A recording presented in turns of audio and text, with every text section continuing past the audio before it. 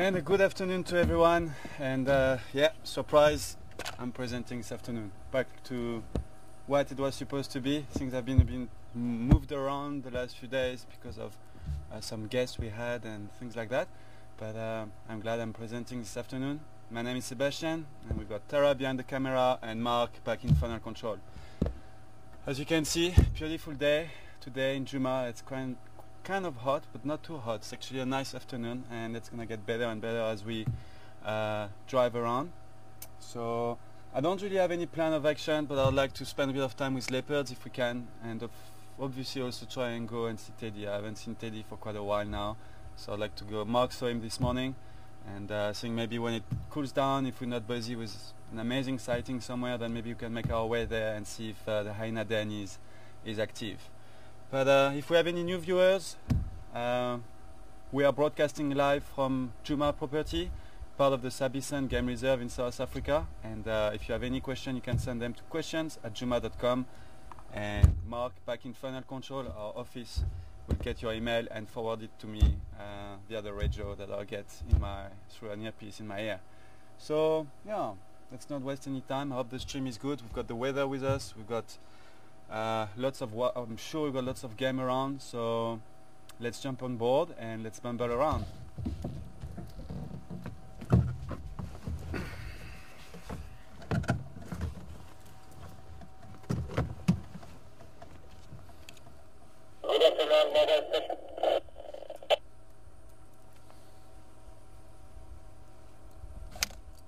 Yes, afternoon takes. I'm getting mobile. Just got mobile now, no update yet. Okay, copy that, thanks. Wow, what is your route plan? I'm gonna make my way towards Trails Dam, see what happens there. Okay, copy that, thanks. I'll take Galago shortcut to the north. I just want to go and check quickly that Ngala will book this morning if I will be still there. Oh, okay, copy. Nice, let me know. And also if you got them physical, if you share them later on, if they're active, please can you let me know? Yeah, sure, that's my plan of action. I'll go there around 5:30 if I've got nothing else, and I'll let you know if it's active. Thank you. Cool. It's hot, and I think our dams or water holes might be active. So, well, active, I mean busy, not active. When it's hot like that, wildlife tends to be around water holes to drink. Obviously it makes sense. Water is life, and in Africa water is quite scarce. But at the moment, thanks to a lot of rain, we've got some nice dams around and some nice water holes. And at this time of the day, after a hot day like it was today, I wouldn't be surprised if we have a bit of general game, maybe some of the big five around some water holes. So I'm going to go and check out Trials Dam, which is one of our, not the closest would be Gari Dam, but one of our dams or water holes in the property, and see what happens there.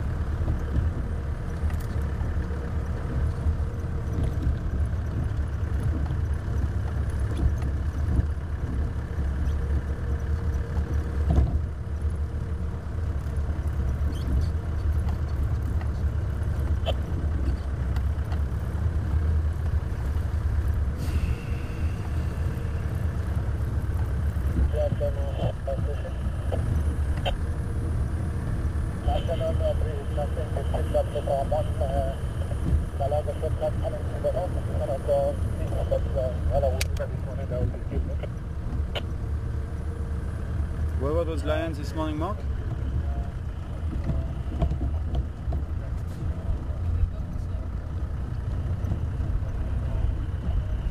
Okay.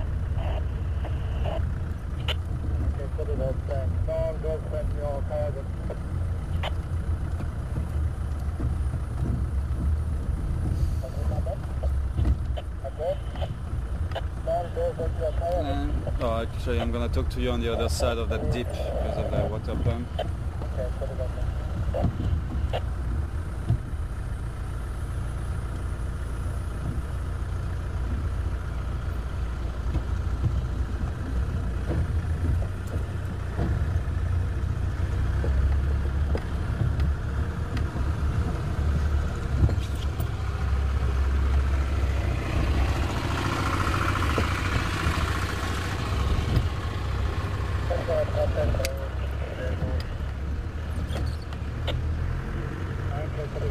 nice on 3 in a row, 10.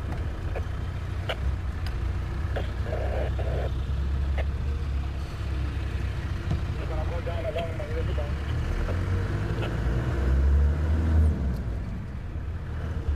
Yeah, positive. Okay, good, thanks. Yeah, maybe I'll just go 3 in a row, 10, and I'll take switch back out, and then I can from the south and south of so that's good. But I'll hear something from the show. Okay, sorry.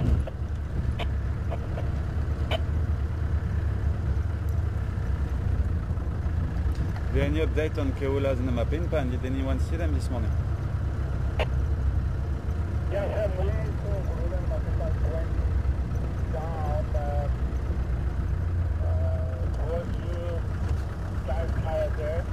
We weren't really that long ago, so maybe somewhere down in that overall area might be pop up somewhere that's out there. Okay, copy. Thank you.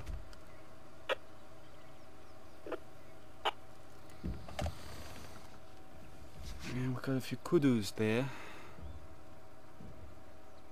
They're on my list, so we're not gonna play with them. But by the way, checklist wise, I'm not doing very well, so been missing a few drives, and the last couple of drives I had barely anything because we had so many amazing sightings, which I'm not complaining about. We had some amazing leopard sightings on my last couple of drives, as you all, some of you might know and some might not, but we had some incredible sightings with lots of yeah, it sounds actually weird to say that, with lots of leopards in one sighting. It doesn't sound right. Something really weird about that. Another great view of those kudus. They're going quite far in the bush, and I'm not gonna go off-road for them, obviously. So let's just leave them where they are. We might find some more ahead around the water. But anyway, yeah, I was saying, lots of leopards in one sighting doesn't sound right, but that's basically what happened. We had almost 5 leopards together, but we had 4 leopards together and another one a couple of 100 meters away from them. Keula was up a tree on a kill, and we had 2 cubs, Shivinzi and Shivambalana, and then we had Induna and their dad. Induna is Keula's second litter, and Yombili Jordan is the dad of all those cubs. And they were all together, treating each other, spending time with each other. So that was quite an amazing sighting. And then the same day in the afternoon we spent a lot of time with Keula and the cubs again. Anyway, I've been spoiled with leopard sightings in the last few days, and fortunately I couldn't, well, not unfortunately, it's almost fortunately I couldn't play the checklist alone. But the last time we played I had like only 2 or 3 species in one drive. So let's try this afternoon to maybe get a few and see how it goes.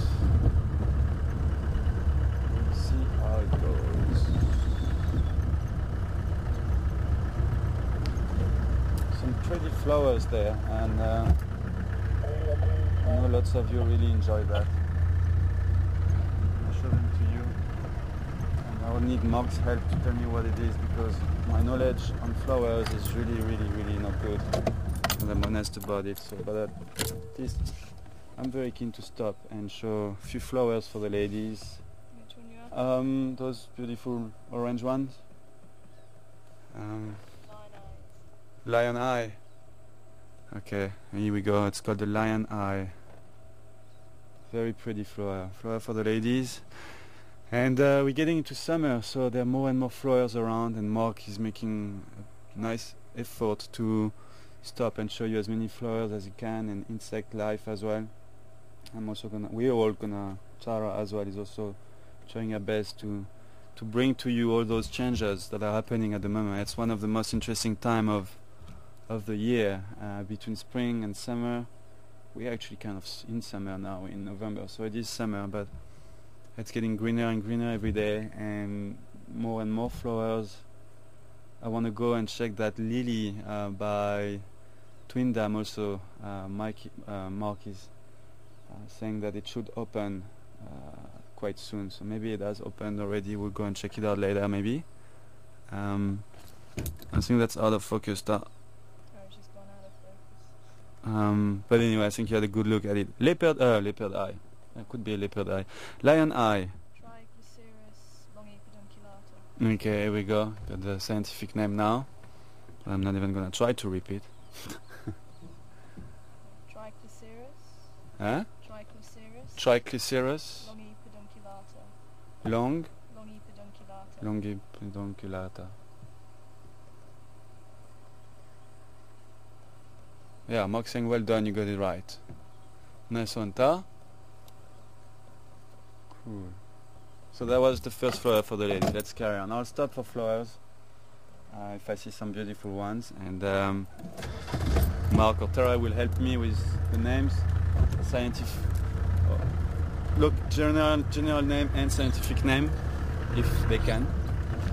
And also a few insects. It's quite hot now at the moment, so we're not gonna get a lot of insects right now, but later on maybe something interesting.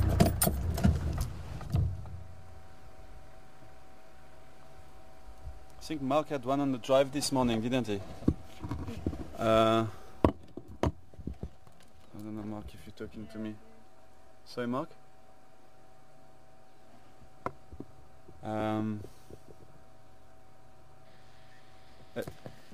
Can't copy you, Mark. That's a lot of hissing. It's a snail. What kind of snail is it? Giant African land snail. Giant African. I knew there was land in it. Giant African land snail. Dead, obviously, as you can see, its shell is empty. Oh, sorry, I think someone's calling me. You calling me, Tex?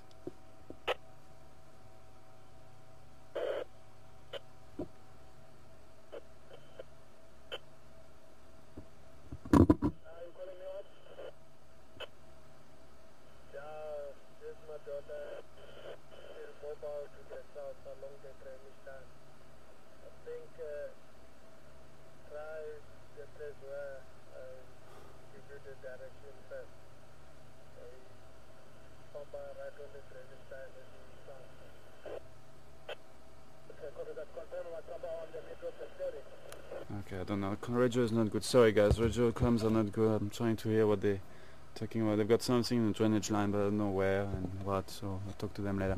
Anyway, African giant land snail. Empty, shell is empty. It's been dead for quite a while now. You can see the whole inside is clean. Yeah, I don't think you get big snails like that in Europe or in America. It's quite an important size. So anyway, there we go.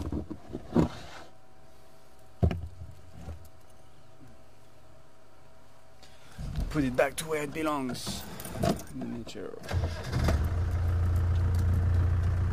So yeah, I was saying lots of insect life at the moment as well. In the middle of the day like that you don't really get any, but as the sun goes down and at night you get a few things flying around. So we'll see tonight if we get or we could get some dung beetles actually during the day, or some other kind of ground beetles as well. And we'll see what we find.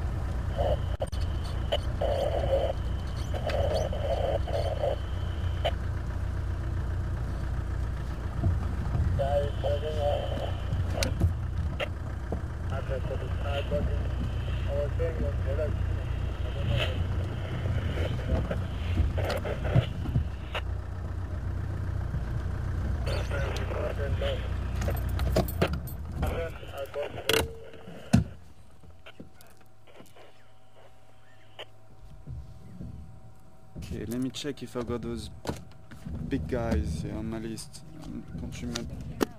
Can't remember what I have now.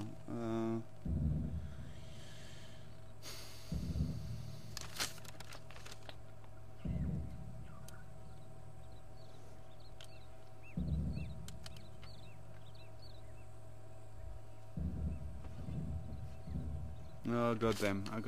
Okay. Alright, and I've got a interesting bird here as well, but I also got him on my list if I remember well.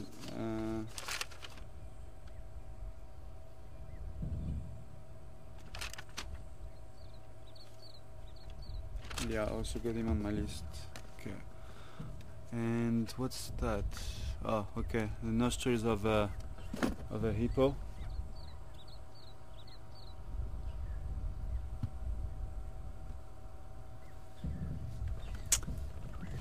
And a few dagger boys, buffaloes, one of the big five, cooling down in the mud or in the water.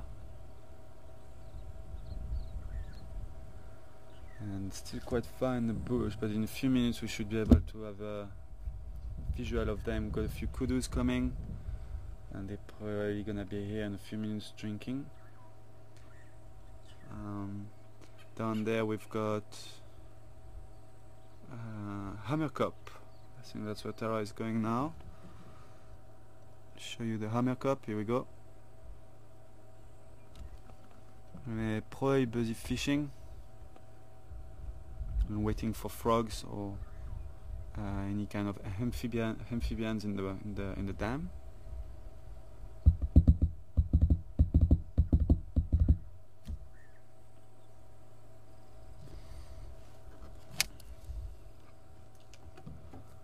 Station's got a couple of nyaris at Trails Dam.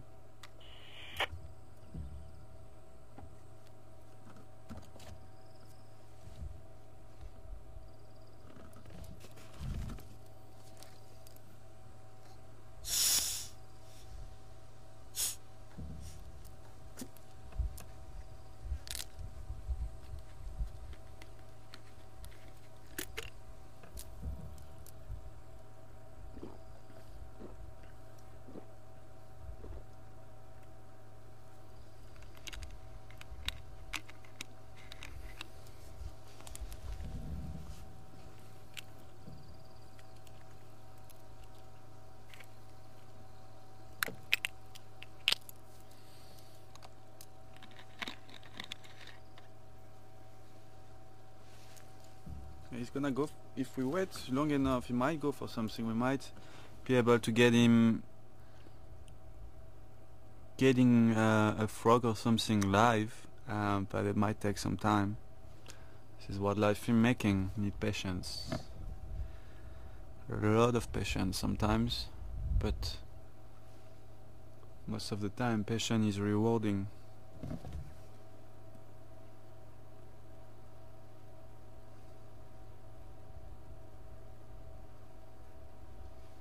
So those kudus would come here and drink, but they're actually moving away from the dam. So yeah, they're quite far now. There was one that went behind the bush. Kudus are camera shy this afternoon.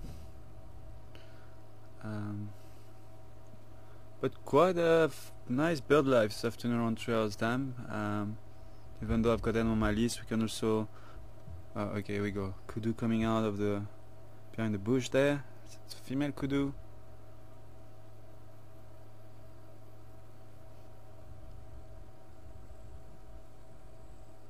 And maybe Tara can show the blacksmith. Well, we can start with that one.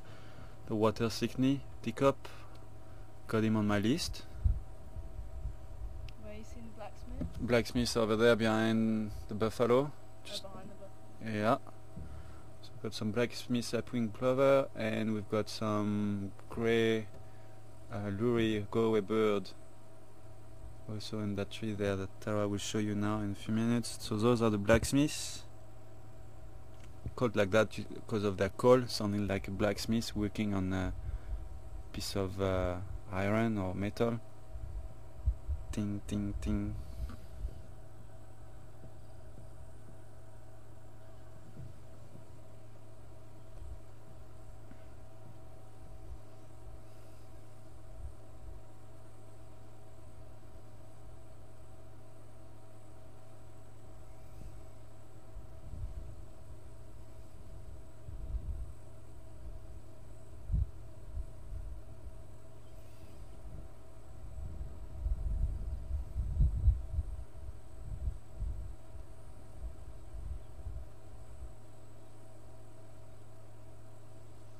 And then if we actually go around the dam, okay, we got Mr. Big Hippo there, and then in kind of in front of him we've got some Egyptian goose. Well, even before that we've got a, I think this is a Cape Turtle Dove over there.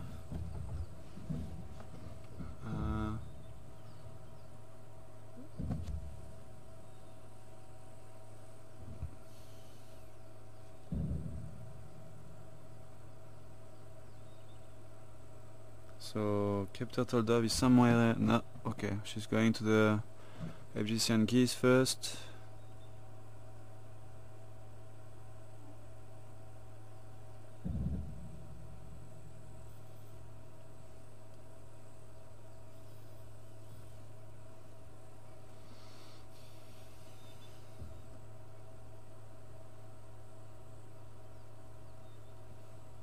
If we get to go to Buffalo this afternoon, you'll see some very pretty Egyptian geese chicks,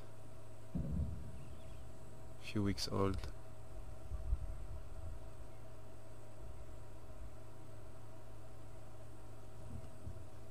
And then in that tree we've got the grey lory before they fly away. Can you get them from here in this tree? Get what, sorry? The grey lories? Where you see? No, they're directly behind the Okay, bush. so I'll need to roll down a little bit. There. There were quite a few of them and there are only 2 left now. There we go. You go away, bird.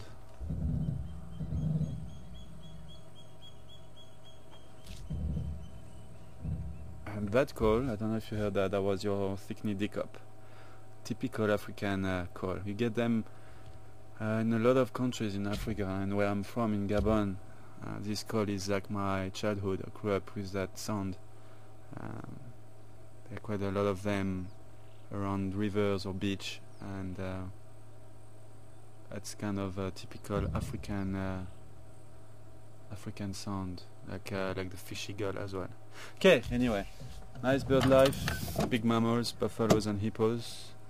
They're all on my list. Got even a starling there now that I see. And the hammerkop is still standing there waiting for a frog to come by.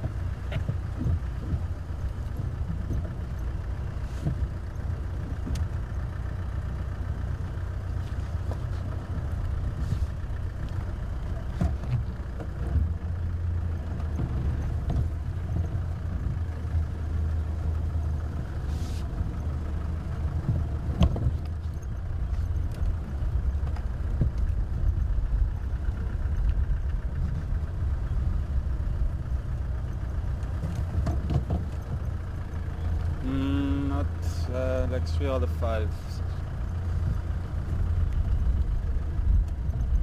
was some elephants just on the side of Elephant School as we came back to school. Okay. But they looked like they were heading south.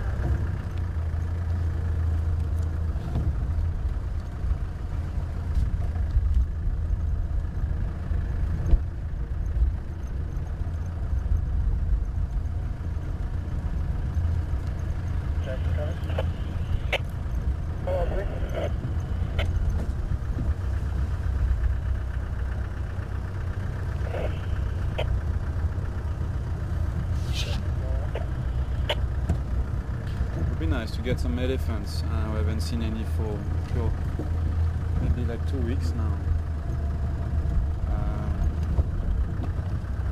You're not on my list. So stay put and don't be camera shy. It's right there. Oh, now it's gonna go away. You see him? It's right behind the road. Yeah. Reverse a bit. Let's try to get that. Let's try to get him on camera. Easy one, but we need to tick him off. Always super active, these guys. Except in the morning, they kind of need to warm up in the morning. So you'll find them less active early morning than late afternoon like now.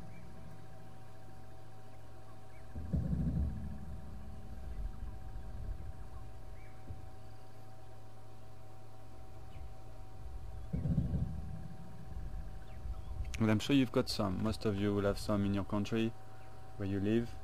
Different species or subspecies, but same kind of family.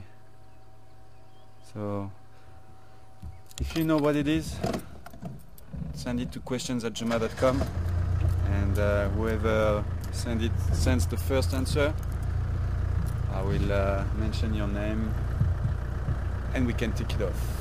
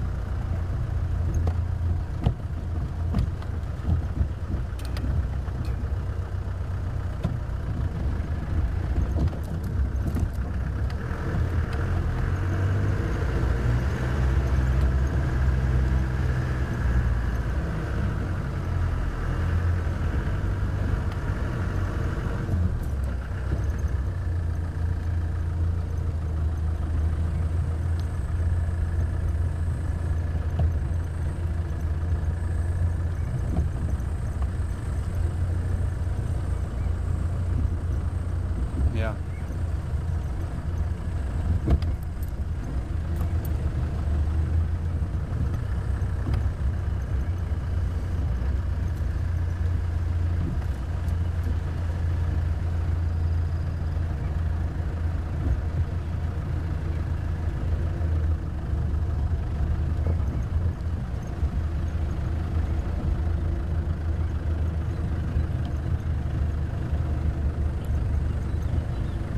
Okay, Mark, we're gonna have to maybe redo that. I could copy you, but there's still quite a lot of hissing, so it's quite a long one. So I kind of got the general thing, but if I understand well, it's not really a question, it's more of like an info. Let's just wait for a couple of minutes if I can read you better, hear you better. And I'll... Okay, Katie, good afternoon to you, Katie. And that's... Oh, Patty, sorry, Patty.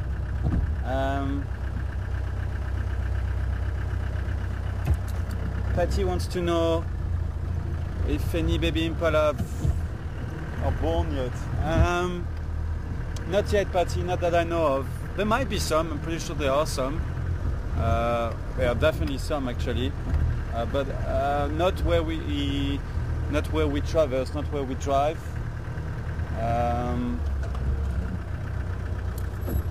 We also start taking off these guys here. quite a few species of them. So let's do the most common one, which is this one here. And while Tara gets a shot of him, I'll answer your question, Patty. So I was saying, there are definitely some baby impalas born in different places of southern Africa. This is 100% sure. There was actually on the date that I said, which was the 20... My day was the 24th, or I can't remember, 7th of October. And there was some baby impalas born in Malelani, which is south of Kruger. So obviously it doesn't count because we're playing, the day we're playing, or the dates we are playing are for here at Juma Game Reserve. I tried to score it, but Tara and Mark didn't net me. Considering there was no baby impala on both our days, I think you were the closest. Yeah, exactly. Yeah, true. I think Mark's day is today, right, Mark? Yeah. 5th, eh? I'll keep an eye out for you, Mark, if I see some babies. But so far, this morning, nothing. And this afternoon, I haven't even seen a single impala yet. I don't know where they're all gone. They might be down by Gary Dam or over there. I don't know. We'll see later.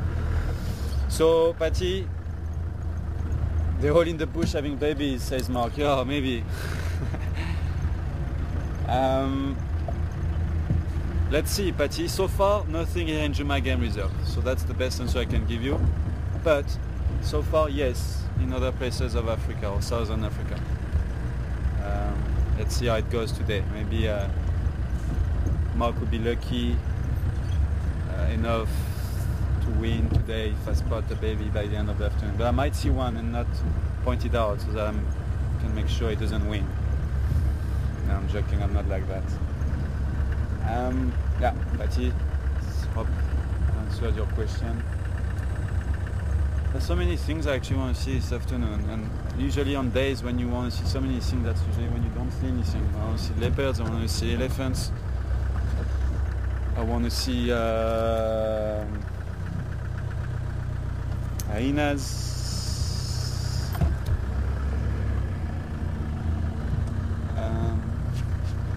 Go that way.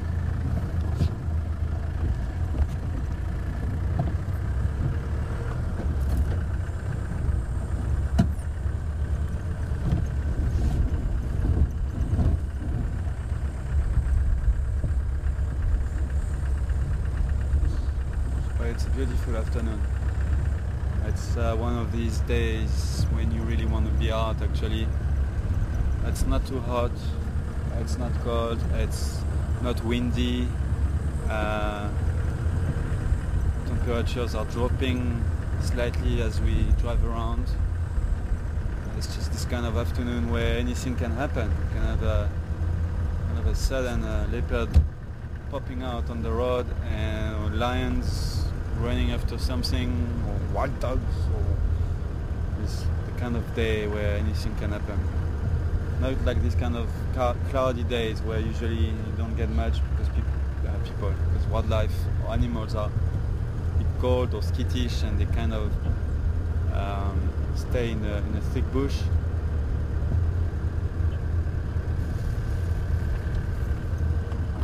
So by the way, that second bird, if you can send a name, what you think it is, questions@juma.com, so that we can tick off. There are like I think 4 or 5 species of them around here. Some of them are really rare, so I don't think we'll be able to tick all the species off. But definitely this one and another couple of species we can, if I am careful when I drive around.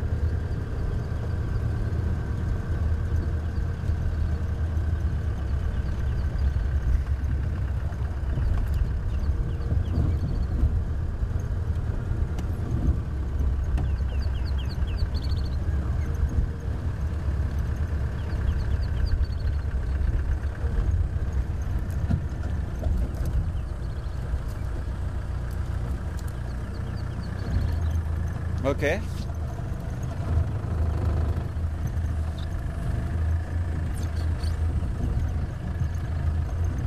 Diane, Roy, Joanne, thank you. You can tick that one off. Tree squirrel. And thank you, Diane, Roy, and Joanne. Sorry, Mark? Oh, okay, some people said ground squirrel. Alright. What is that? Okay, I don't know why I'm not copying Mark well this afternoon. No, it's not ground squirrel, guys. It's only tree. Not only, sorry. It's not ground squirrel, it is tree squirrel. I don't know why I always want to put the word only in every sentence when I speak English. I love that word, only. I don't know why. Only this, only that, only when, only how, only where.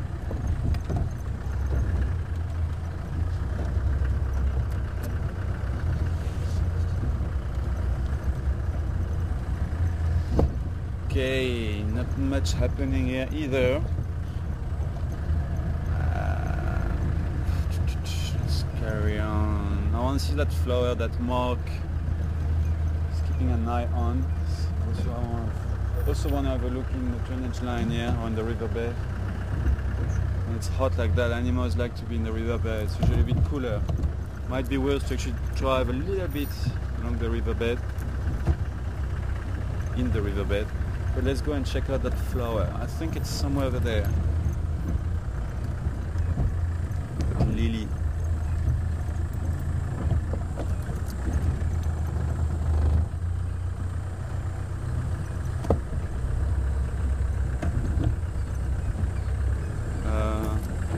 Is it further ahead, Mark?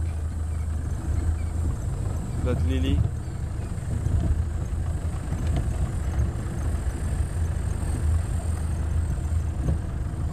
Hear you. I can't copy you, but I think it's further up by closer to Chelapan maybe. On my left now.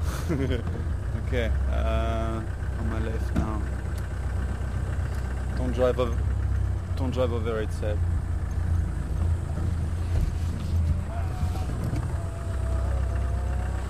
No, it's not there. No, I think it's further up.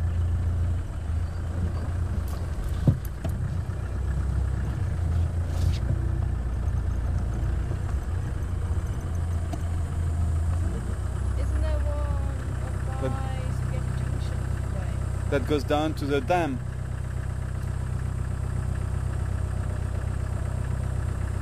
Oh, I can't hear you, Mark. It's just... So I don't know if you're saying yes or no. Okay, it's fine. Let me drive a little bit further up in case it's over there. Otherwise we can always come back. I want to go into that drainage line anyway. Or riverbed.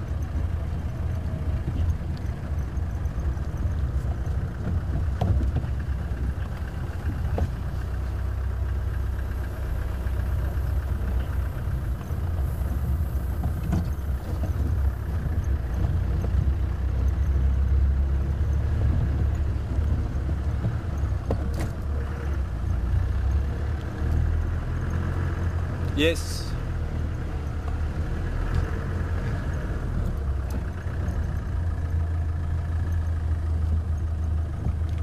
Okay, I think we've got an answer for our Crested Franklin from Mudgy and Brian.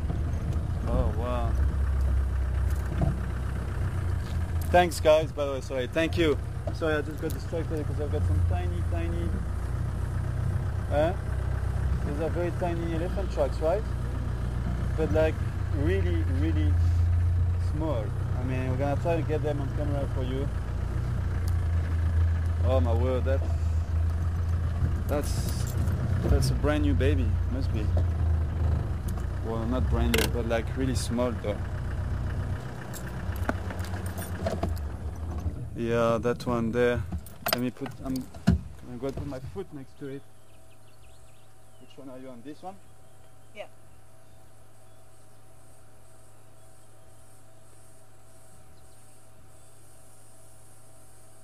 On my hand? You've either got very big hands or that is a very small elephant foot. It is a very small elephant. The track is... Let's stand. You do that in it. Huh? You can do that in it. Do what? Yeah? Sure.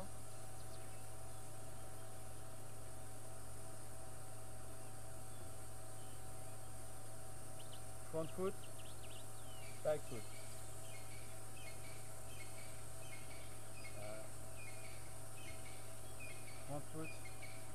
out to see that. Well, if you zoom out, you should. No, it's because of the car. Okay, Yeah. here. Front. Yeah.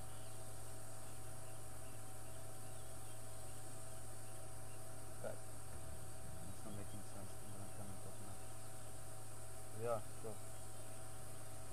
Very small. I don't know if you guys could hear me, but I was showing you front foot, back foot. The front foot is the round one, and the back foot is the kind of oval, or not oval. What's the word in English? Like in an egg shape. That's the back, and the front one is round. But yeah, you saw the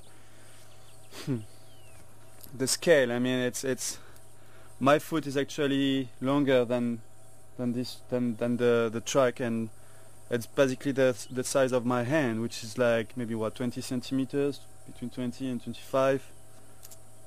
Yeah, not even, between 15 and 20 centimeters. So that's tiny. That's very tiny. Walking towards the dam, working towards the Treehouse Dam. So I don't know where they are by now. Would be really awesome to catch up with them and It might be worth trying along Gowrie Main towards Nedwood. yeah, let's do that. I just want to go a little bit further up, see if I can find that flower. I really want to see if it has opened up or not. And then we can turn around. As you go through that little tip, as you get off the road that runs east of Tuluwatini, as you go turn left, you go through the tip. It's still east of Little Dry Plan on Full Beer Road, but they're going to the tip block here.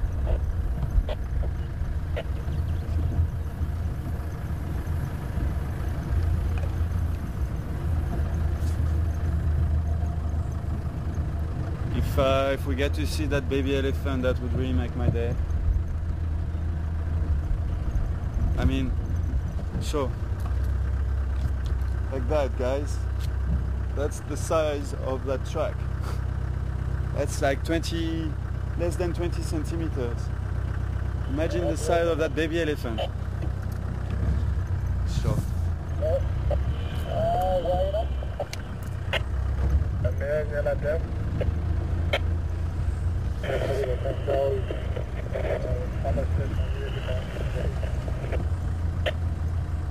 So, by the way, Mudgy, thank you. Brian, thank you. Well done. Crested Franklin got distracted with that track, but cool. We can tick that one off now.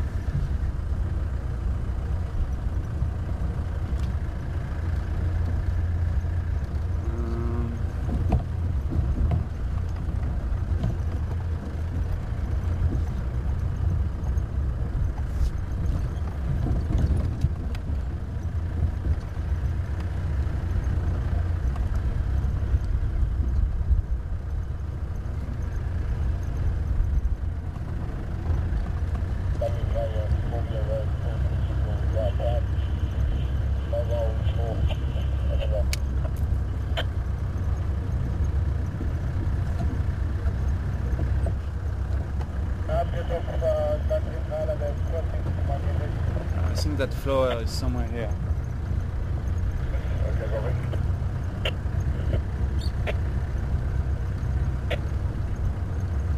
Okay. Yeah, it's somewhere there. Okay. But good radio. Gonna be an update. I want to listen to that because I've missed a lot.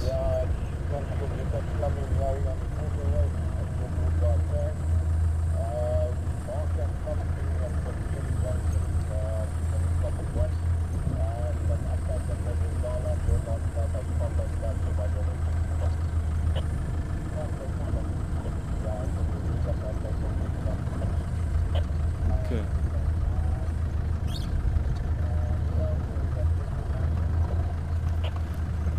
Oh, I can see the flower.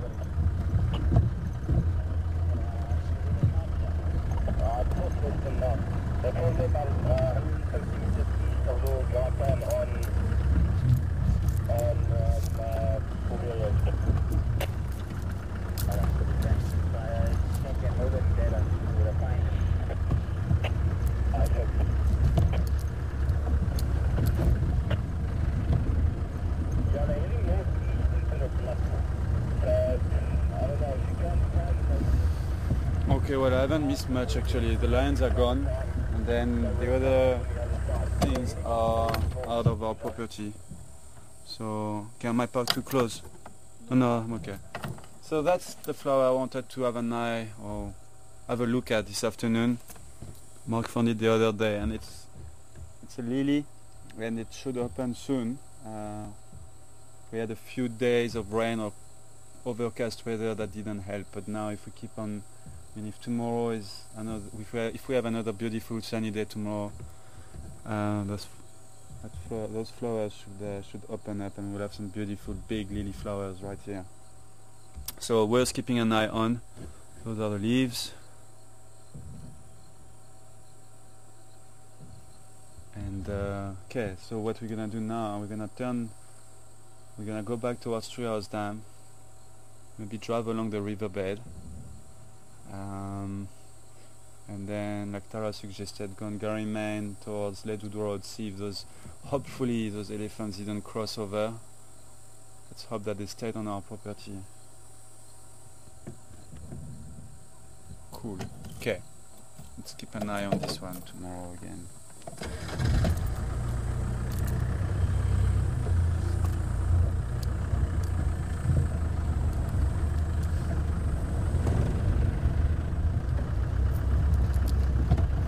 Sorry stations, I don't know if you copied me earlier, but also update on Treehouse Dam, a few Dagger boys there.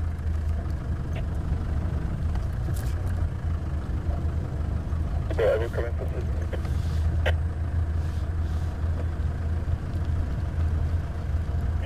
Both coming for this? Yes, there's only one of them knows. What I've done.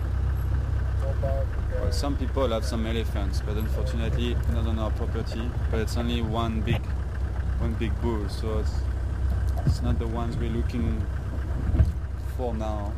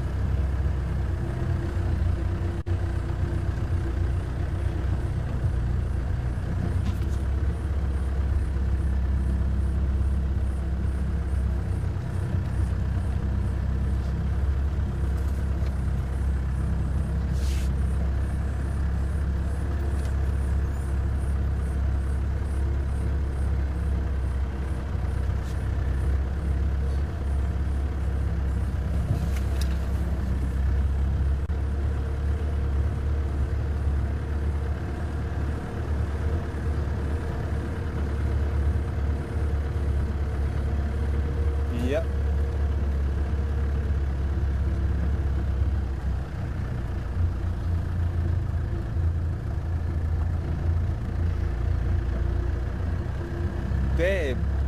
Debra, good afternoon, Debra. Welcome on board. Debra is asking if we have any marsupials in Africa.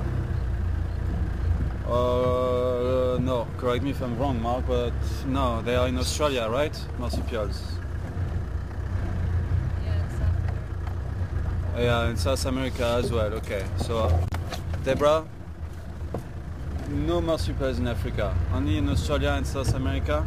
Those are your kangaroos, animals of the same family, marsupials. I think it's basically all the animals that have where the baby gets born and basically develops into a pocket, into a pocket like kangaroos do.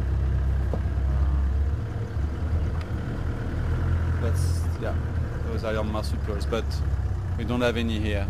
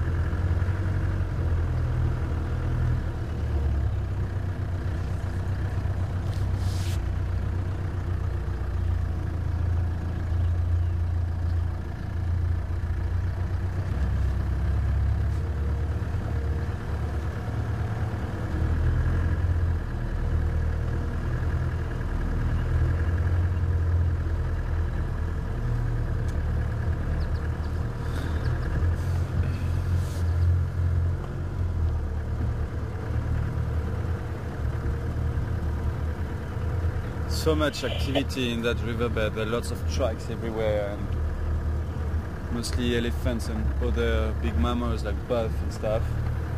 Lots of activities, lots of tracks everywhere. Really nice. Oh! We got something! I can see you! Don't be scared, don't be scared. Just relax. How's it, cousin? Do I have these guys? I think I do, yeah I do. I had them on like the first day, I remember. So we don't need to take this one off. Where are your friends? Where's your family? You can't be by yourself.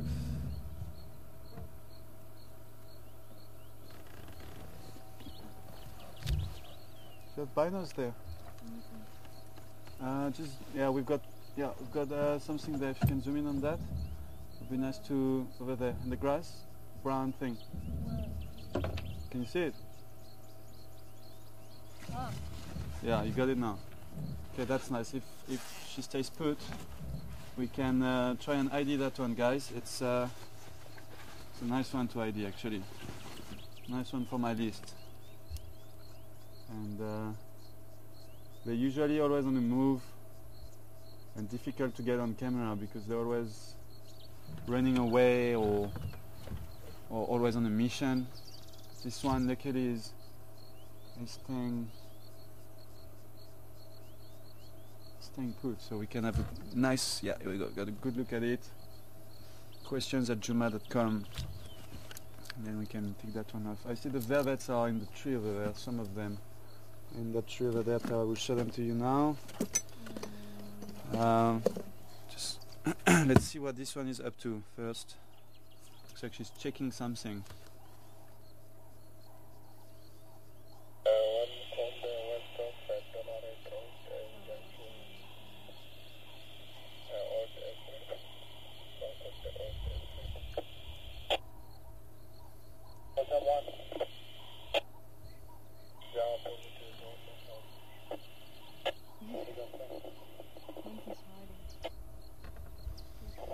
Yeah, the monkey's hiding.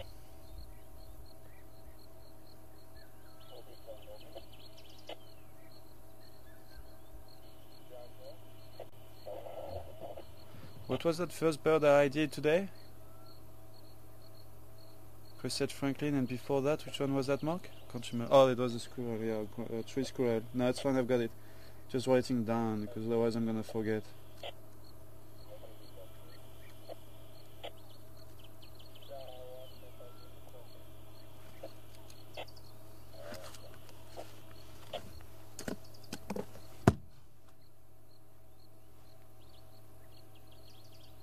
Oh, he's running. Monkey's running away. Went up that tree there.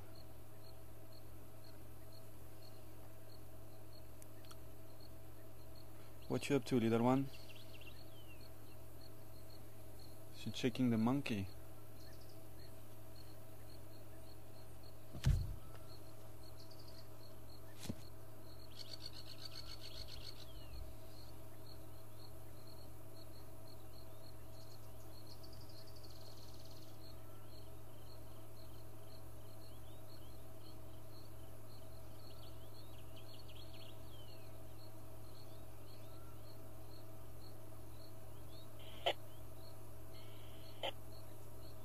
guarantee as soon as I move the camera it's going to move.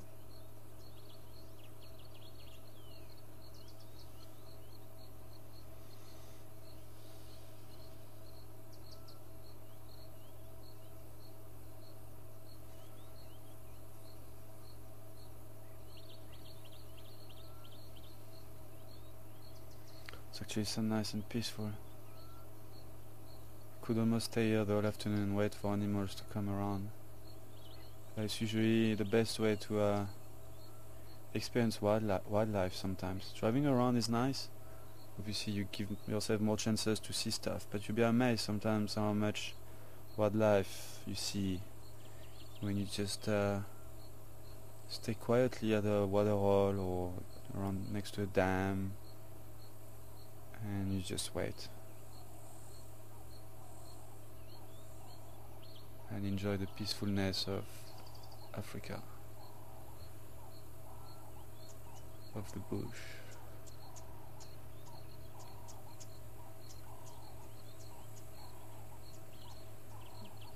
Until a vehicle comes around and you get engine sounds and pollution, like right now. What's coming? Okay. Alright, I have to move on. You had a good look at this little one there. Hello. Oh no, just looking at that velvet there in the tree. I don't know where he is now. I think he's still on the branch, and there are a few more over there in that tree. Velvet monkeys. Yeah. Which is your phobia road? I go straight up here. We're not sure. We don't traverse. Yeah. We only. You can go up to Cheetah line, but we don't have any phobia. I think that's the other side of maybe in Portsmouth. Okay, she's gone. Let's have a look at the velvets quickly up the tree there. Yeah, sure.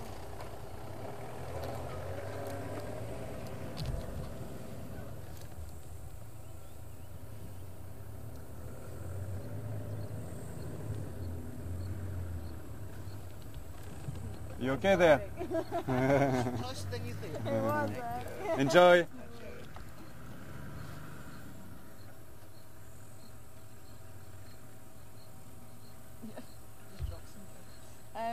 Tail was bitten off. The tail was bitten off. No, I didn't see. Or it was not Oh, okay. So, alright. What you saw was half of what you were supposed to see. Supposed to have a long tail. And I'm gonna give you a clue as well. It's got a black tip at the end of the tail. So black tip long tail with a black tip at the end. That should help you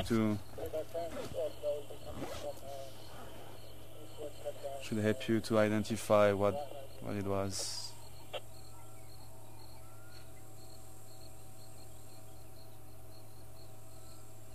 Cool, let's carry on in the riverbed. It's already 5. Still want to try and see those. Oh, sorry, that.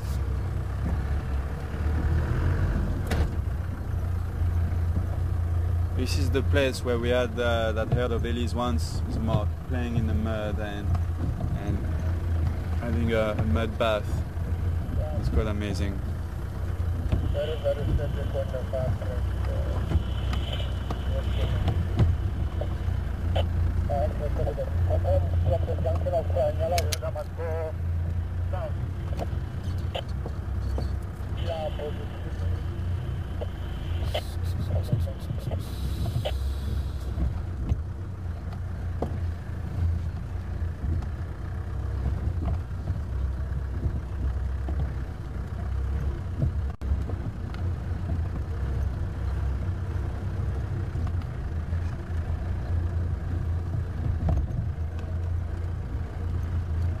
Yeah, I think so.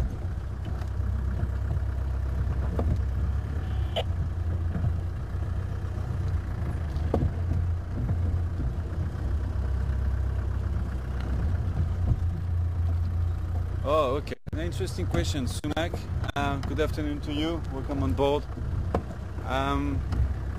Yeah, Sue is asking about that baby elephant. if the mother would be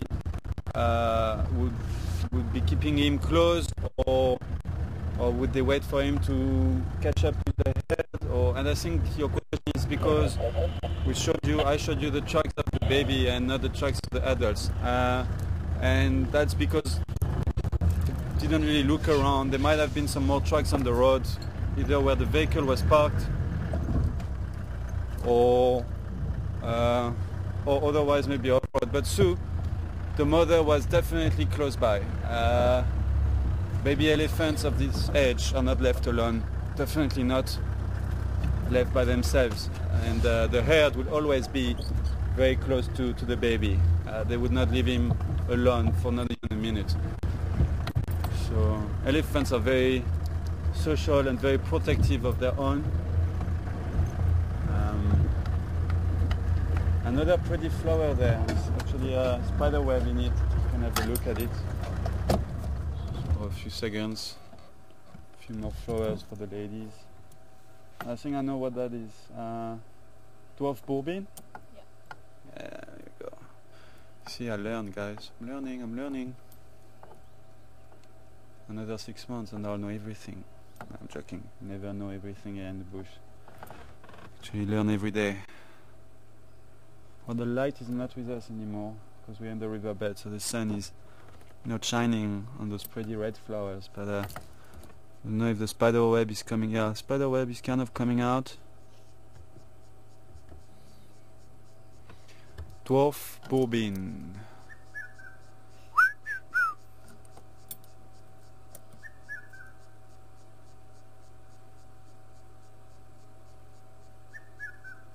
You see it?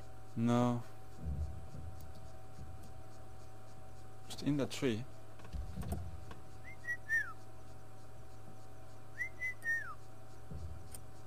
That would be nice for my list, actually. Actually, I think I have it. Don't I? No, I don't. Okay, let's carry on.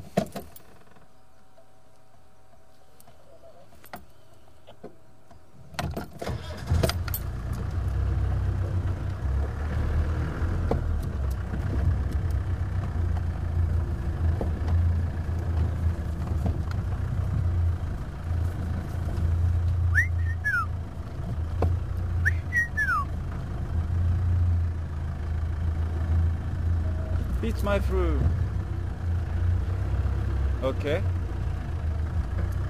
Yeah.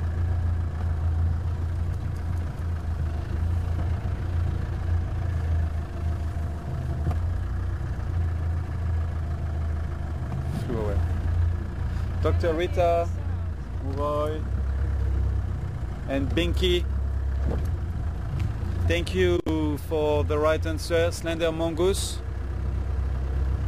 And oh, shall we take that one off as well? Actually, we're not gonna get a chance to, probably not get another chance to see him. You see on that branch there? I hope you can. Give me a clue how far. Okay. All right. If you go up, I'll show you on the screen here. Go up. Are you talking about the big tree? Yeah, the big tree there. Go up. Oh, right up. Yeah, Okay. you got him. Red beak. Yeah, this little guy. Yeah. Cool. Yeah, that should be good enough for you to be able to ID it.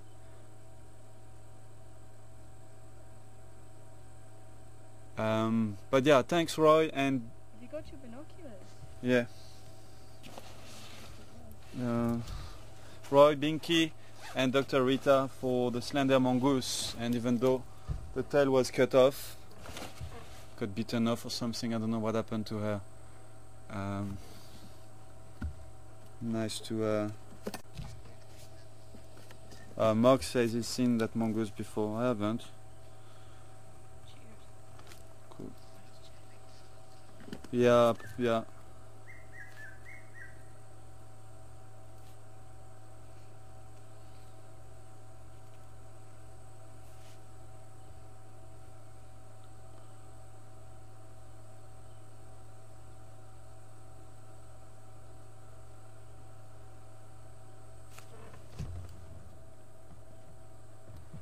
Here we go, you got a nice view of it now from the profile as well. So questions@juma.com. Questions@juma.com. If they're hearing that call, they can identify the call. Yeah, I'm not too sure if they can hear it though.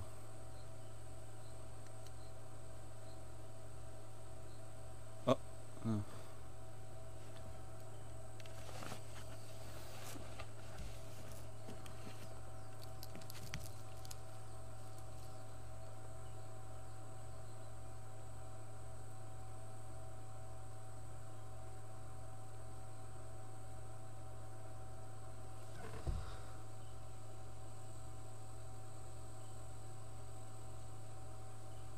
There's actually two of them. There's one there that we've got an eye on, and then there is. Oh no, you got it. Is that the second one? Yep. Oh, okay, cool. Two of them. Okay, let's cruise. Soon we should get. How can I say? Another species of these guys. Can't wait to hear them. Also typical call of Africa in summer.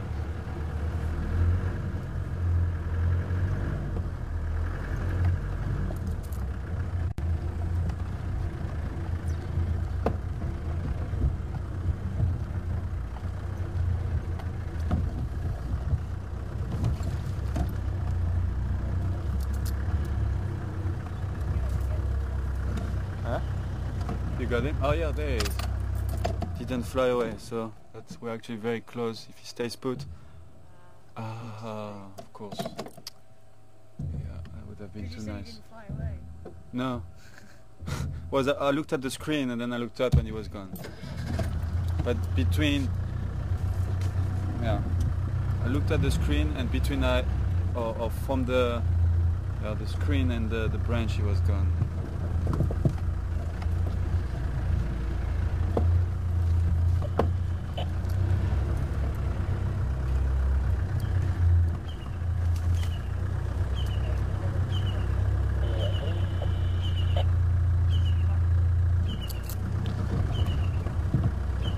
Sorry guys, a few branches on the way, we have to be careful for the aerial.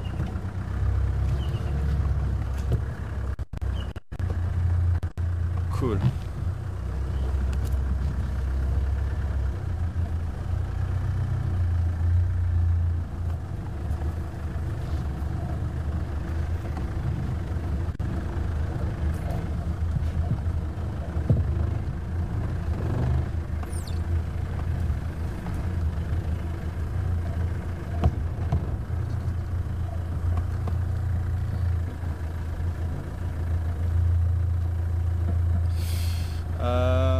Just all done, Mark, breaking down a lot. Just copied like one word out of 10. Just let's wait a couple of minutes.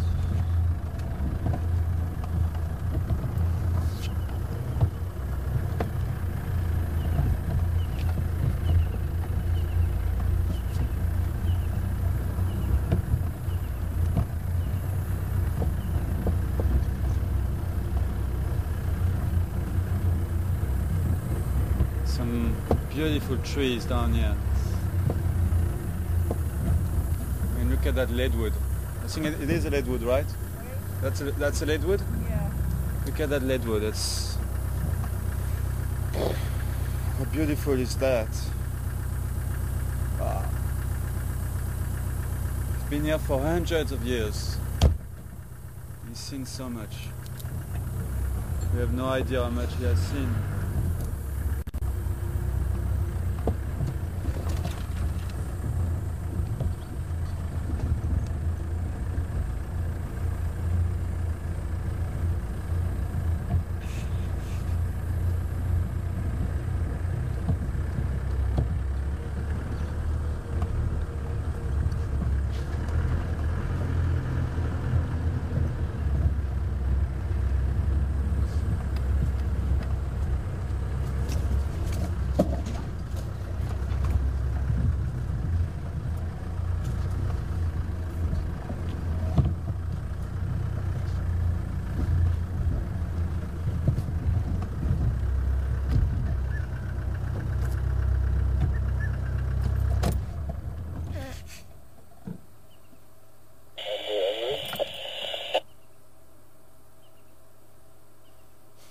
smell elephants.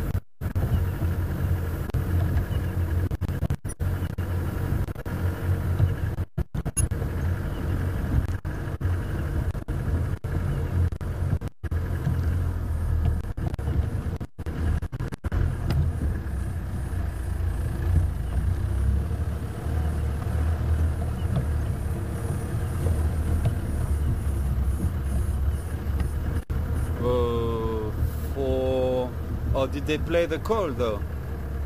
That's nice, okay. Yeah. Okay, well, nice. I didn't think they would play it. Okay, but then let's take it off. Thanks. What's the names? What are their names?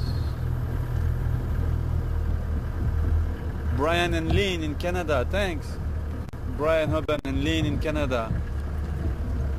Brian in the UK, sorry, Brian in the UK. And Lynn in Canada. Managed to ID the red-chested cuckoo from the call. Beat my through. So red-chested cuckoo, nice. Let's take that one off.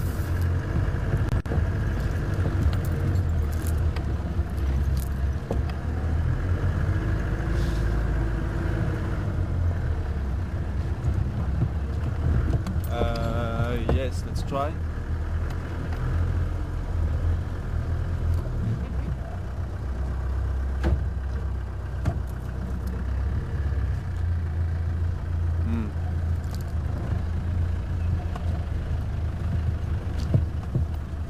Alright, sounds like we have a new viewer on board this afternoon. Mirva, that's right, Mark? Or Mira or Myra, okay. Sorry, I'm not too sure to pronounce your name. Myra, I guess it's M-I-R-A. But welcome on board, Myra. Hope you're enjoying the drive and I hope you get to watch many more. And Myra's got the same question as Hélène, actually. Hélène? No? Hélène, I think. Hélène Berger. So good afternoon to you as well, Hélène, in Illinois. Asking why do we call those buffaloes Daga boys? Sorry, and it's Daga boys is a Zulu name for, or Daga is a Zulu name for mud, and we call them like that because usually they are old buffaloes and they like to cool down or rest in the mud. Actually, for a few reasons. One is to cool down, but another one is also to get their skin covered with mud, which that mud, when it dries, makes like some kind of a protective layer to protect them from parasites, basically, which is quite important when you live here in the bush. There are lots of parasites around, and buffaloes get a lot of ticks and flies and things like that. So Daga, meaning mud, we call them like that because they are, when they get to that age, when they're quite old, they like to just, they're not really part of a herd anymore. They're either by themselves or in what we call a bachelor group, which is a group made of only males. And you'll usually find them around water holes, like we did this afternoon, lying down in the mud or in the water, and chewing the cud there. And you'll only have males. Sometimes you'll have only 2 or 3. Sometimes you can have up to like 5, 10 of them together. Sometimes you'll have only one. should have checked for trucks at the junction. Baboon Pan, I didn't think about it.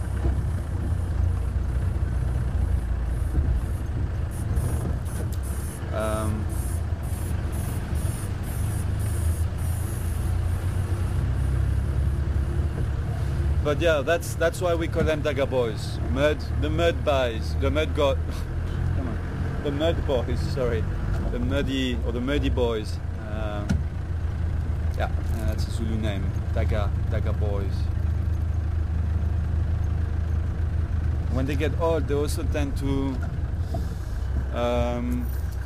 What to do now? Should take Ledwood Road or let's go there. When they get old, they also tend to lose their hair and their skin tend to have like bald patches, and that's also another reason why they need to be covered with mud. It's also to act as like a sun cream.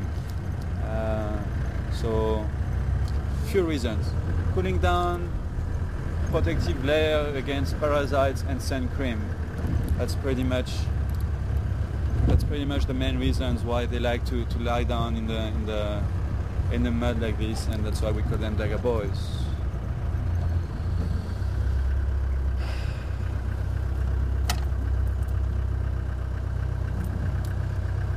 How's it? Good, and you? Good. Any end love on your side? Cheetah Plains. On Cheetah Plains, okay, we can't go there unfortunately. There's a small Flamin Yari that just crossed north. Okay. Yeah, I had Nyaris at 3 hours earlier on, so but we haven't had any loves for like 2 weeks now. Desperate for Yeah, it was loves. strange. Nothing on our side either, and then this afternoon, all of a sudden, there was Makuru Flambe. Oh, nice. Lucky. Oh yeah, nice. Okay. And Galas, have they gone to Manialeti or? Yeah, some of the guys are shot 16, 17 drives without Ngala now. Wow. Yeah, long time. Wow. Phil, Okay. good luck. Hello. How you doing? If we see any in Glove, we'll try to send them your way. Thank you. Enjoy your Cheers, drive. guys. You too. See you later. Bye.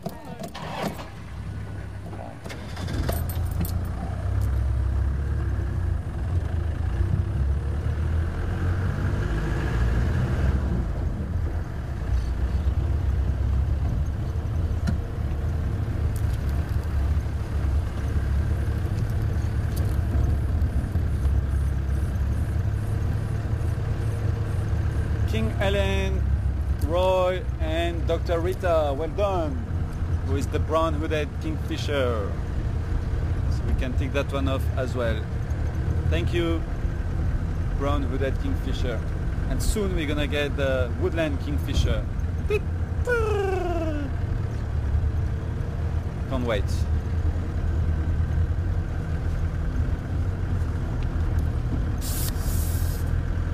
Time is flying, it's already almost 5:30.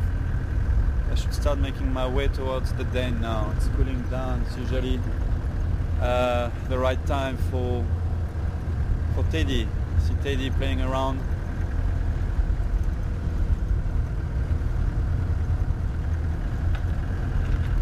Practicing your walking day. Eh? Been practicing your walking. No, not even. Oh, is it? No? Sounds better?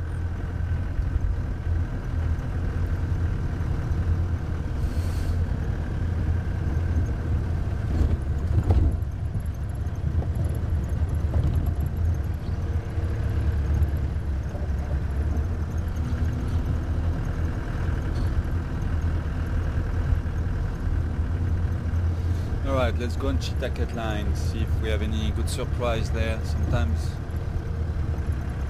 Sometimes we bump into some nice stuff on Cheetah Cut Line. Sorry. Sorry, I don't know where that's coming from. All of a sudden. Oh, look at those clouds. I don't know if the camera would pick that up. I think if I'm correct, those are called cirrus clouds. Cirrus. S-I... C-I-R-R-U-S. Cirrus. Yeah, quite up in the sky. But it's funny, we got cirrus clouds there, which actually I think mean that no rain is on the way. But then, if we look west, then in the west we've got lots of heavy clouds. They're not too low though; they're still quite high, but they're definitely not cirrus. These ones, they're more like cumulonimbus, no? No, alto. Alto, okay, alto. Stratus. Alto stratus, alright.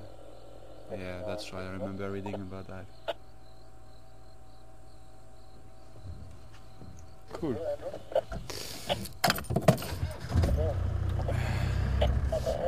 Need a bit of weather forecast for you. But I'm not the weatherman. I'm just sharing with you everything I see and everything I find interesting.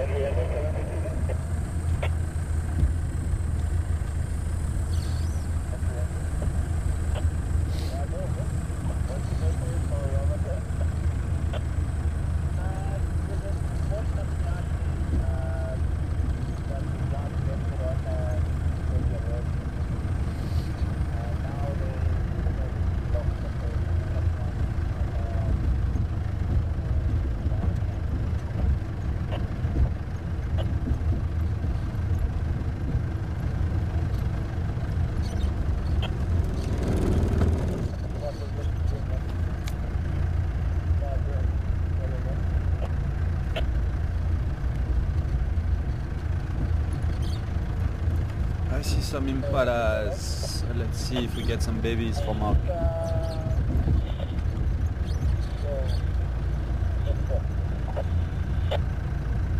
Well, I don't think we're gonna have babies there. It's a bachelor herd, so it's basically a herd of males. So if there is a baby there, something is really wrong. Weird.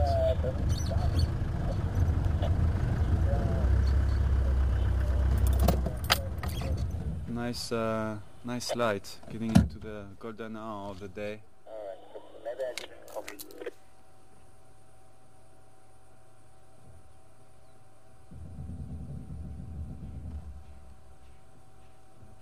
The best time of the day for pictures right now, for photography.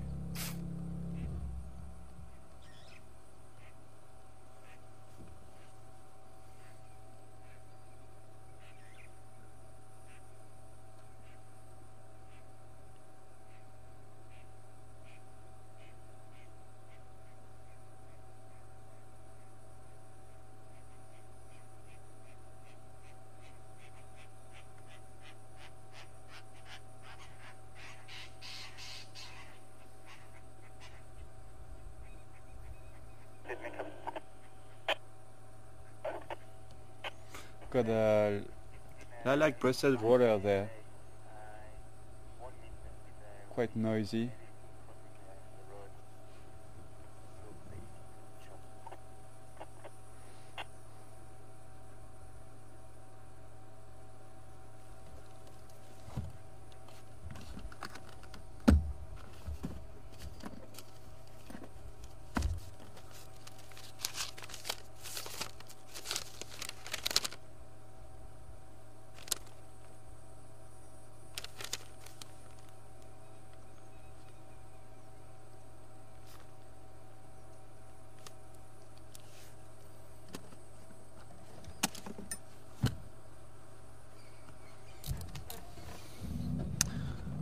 Yeah, there is.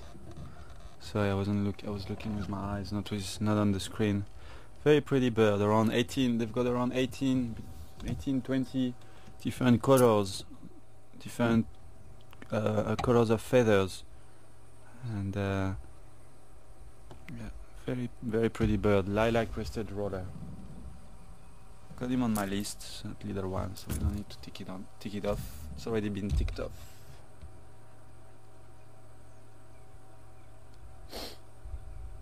Cool. Let's carry on.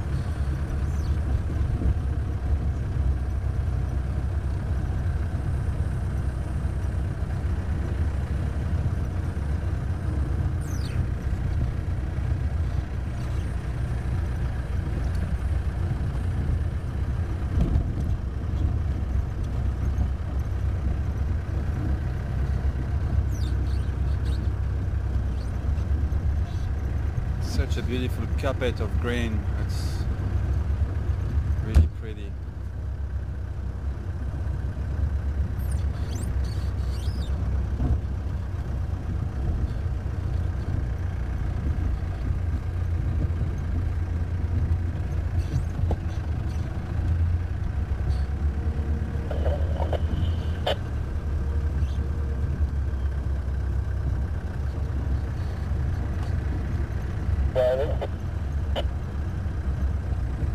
Yeah.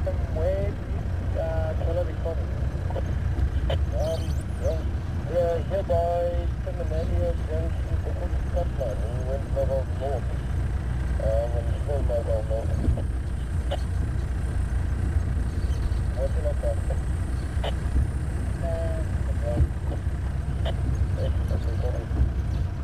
Some places you might get to, but it's still very north.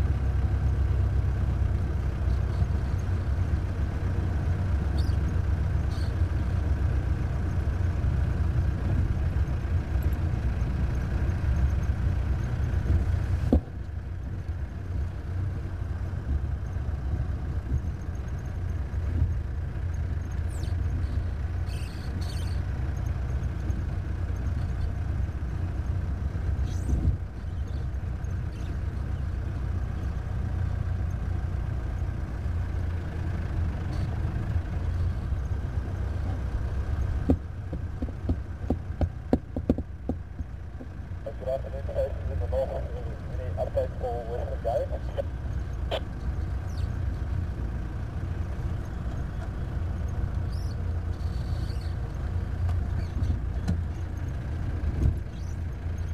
I don't think nothing much that didn't get find out just that. And what the juggerboats inside the India area. Where is that for?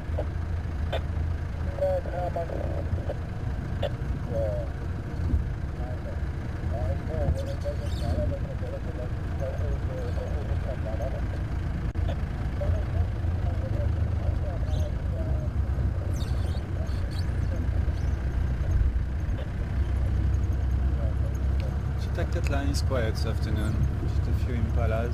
I saw a great diker running across the road somewhere around here. But he's probably gone far into the bush now.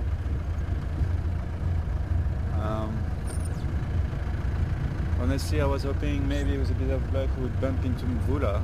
It's kind of this territory here is been seen quite often around Chitakat line. So I was hoping for Mvula. I haven't seen Mvula for ages. Beautiful male leopard with blue eyes.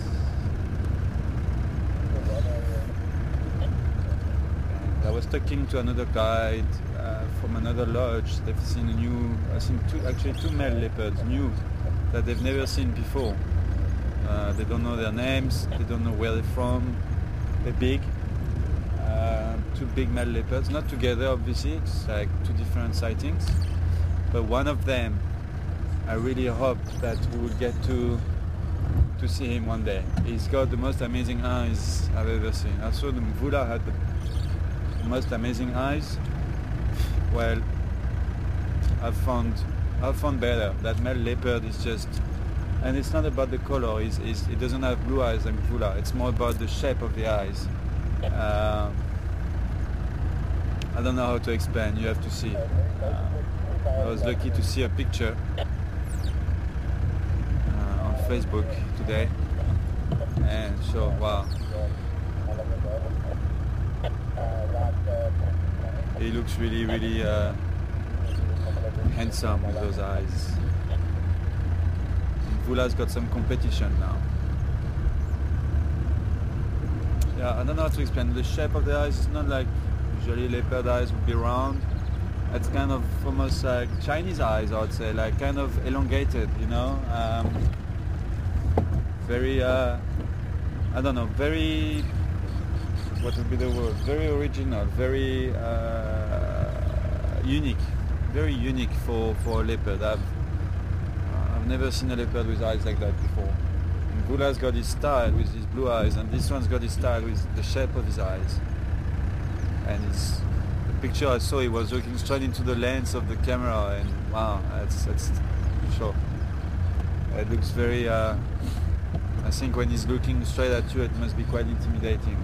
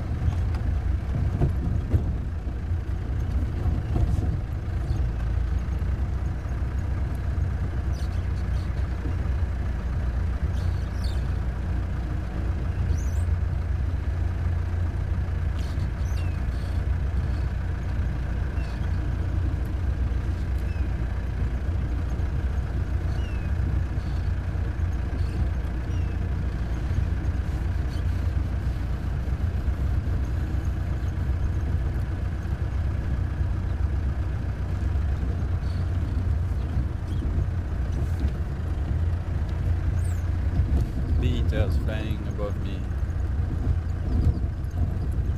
Little beetles.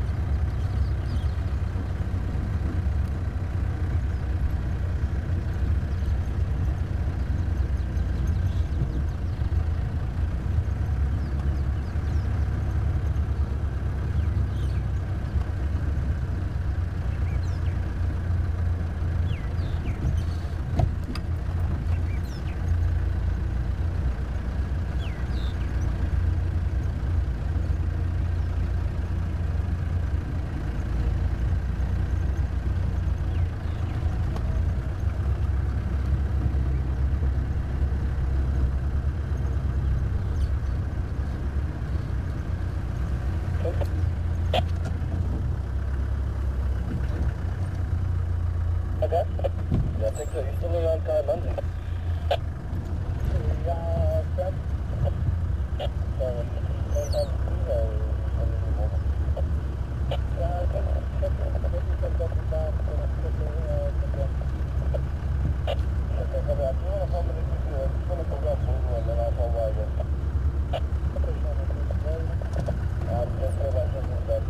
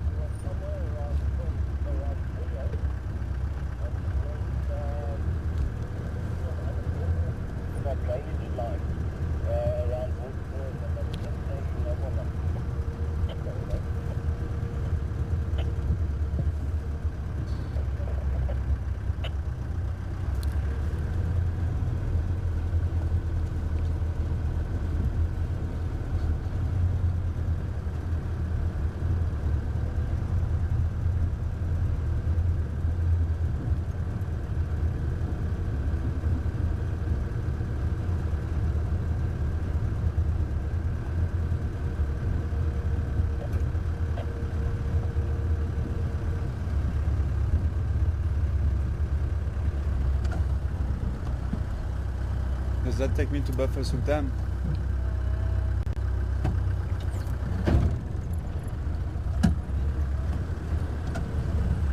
you got past the tree yet? I don't know. Just go.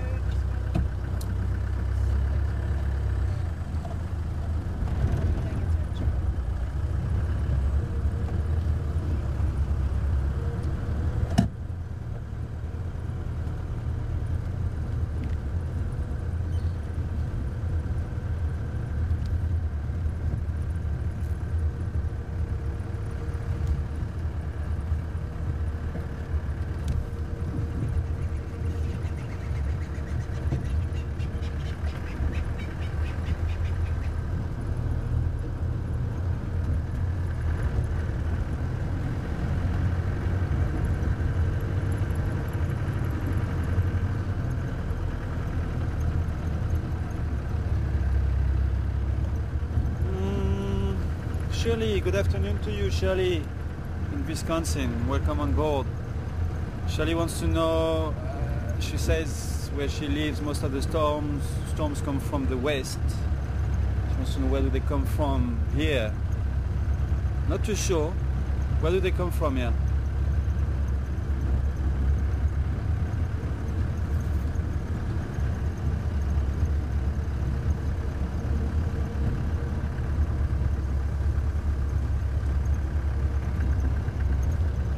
Okay, so most of the time it would come from any direction, but sometimes, occasionally, it would come. Oh, sorry, other way around. Most of the time it would come from the south, southeast, and sometimes it just comes from anywhere. It could come from anywhere, but yeah,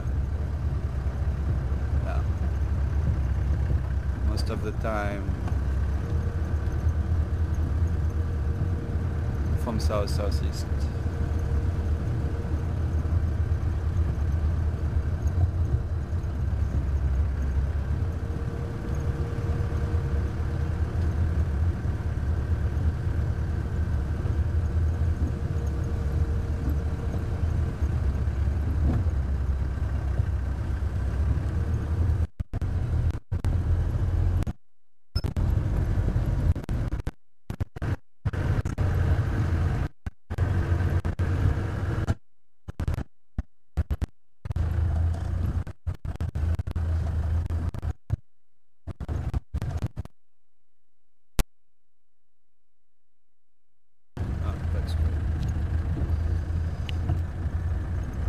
Okay, just want to go and check out Buffer Dam quickly, and then we'll slowly make our way towards the Haina Dane. See what happens over there.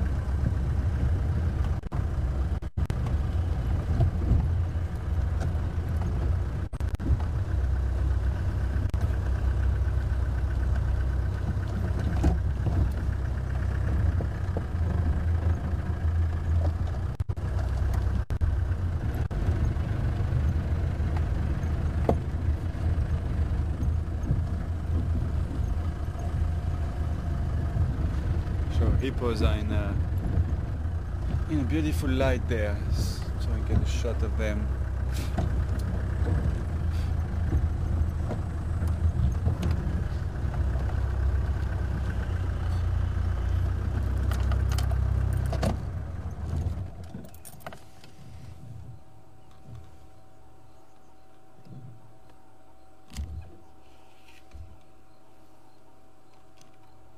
Very peaceful and quiet around here as well.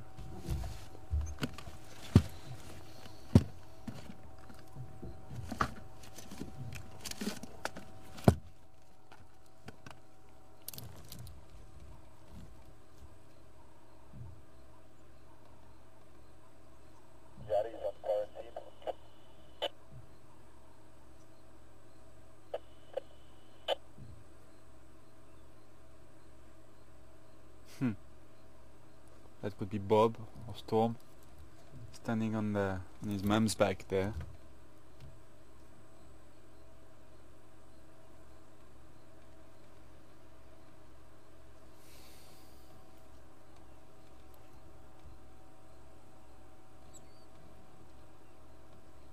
I can't see the goslings.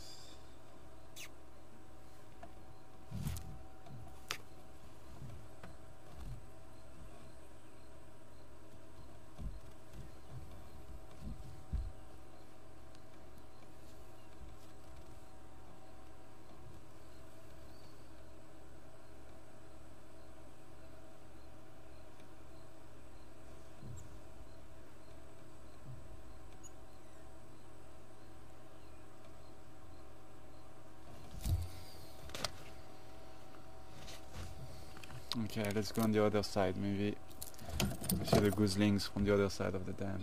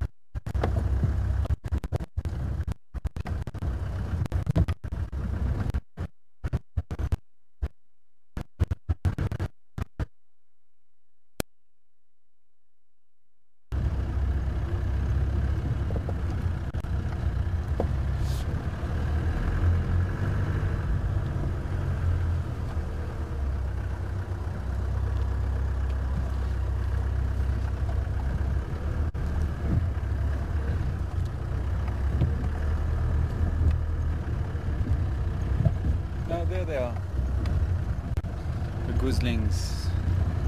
Let's just take 2 minutes to look at them. I told you that if we were going to Buffelshoek time, I would show you some baby, some Egyptian geese chicks. Here we go. 1, 2, 3, 4, 5, 6, 7. 1, 2, 3, 4, 5, 6, 7. 7 of them. Growing fast.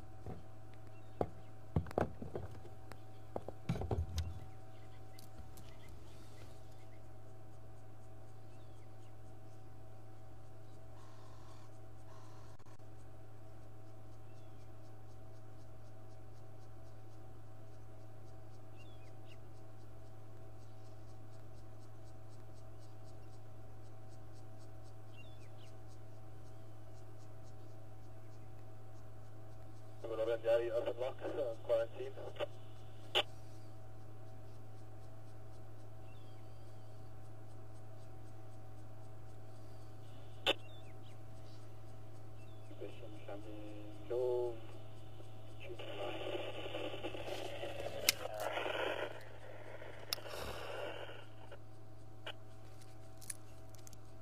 Andrew, come in. Sorry, Andrew. Where did you say you've got in gloves? That's in Torchwood, close to Cougar parking spot, between line 10 and the grade 10 in the river bit. Okay, copy. Thank you. All right. Let's leave Daddy, Mommy, and the chicks.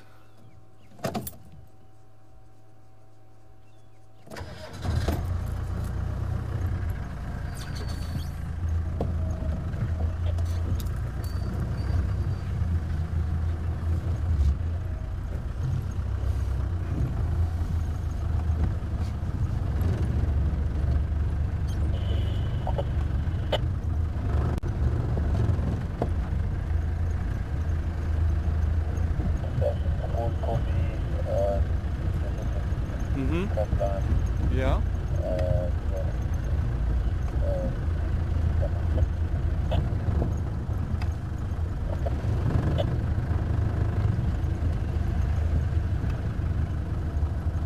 Whoa, I'm not sure I understood that. Sorry, Mark.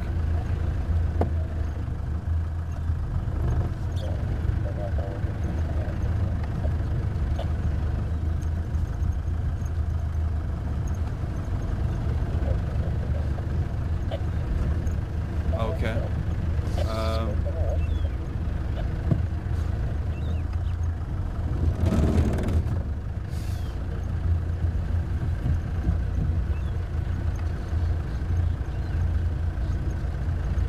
Yeah. Julia, good afternoon to you, Julia. Welcome on board. I was a bit confused with your question there. Didn't really know what to tell you. But Julia is asking about the time, if we are going to change the time of the drives. We're not changing the time of the drives. You guys are changing times. We're not changing times here. So we're still live at 5:30 in the morning Central African time, and then 4 o'clock in the afternoon Central African time. You guys going 1 hour behind, I think. We're not changing.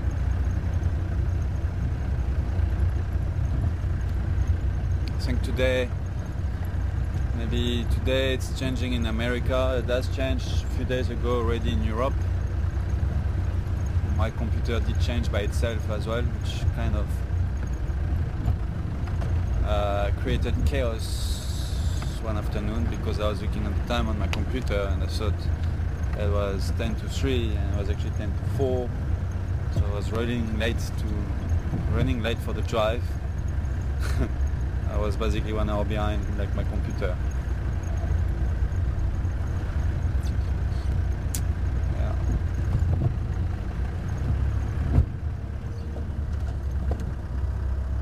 Rather something big there. Oh. I flew away. Like some kind of a big raptor, but I don't have time to see what it was. It was quite big, tree.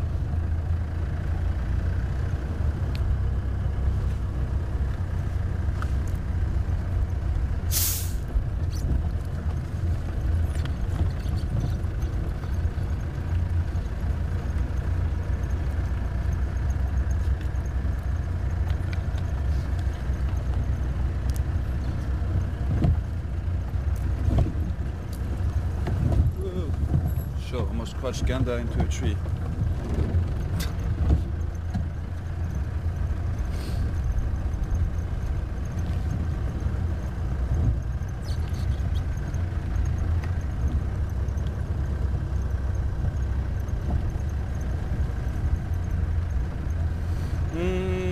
Yeah, let me think. What did I find that picture? It was because I saw quite a lot of sites today on Facebook. I think it was posted. Yeah, I think it was posted by Chitwa Game Lodge. Dia. Good afternoon, Dia.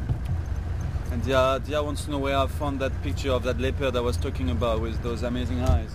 I think if you go, I don't know if you're already a friend of them, of Chitwa, but you can become one on Facebook. They've got their own profile. And if you want, they also like post some news sometimes of. Is that gonna take me to Central Road? No, you need to go. Well, that's a long way around. Which one is long way? That way. Okay.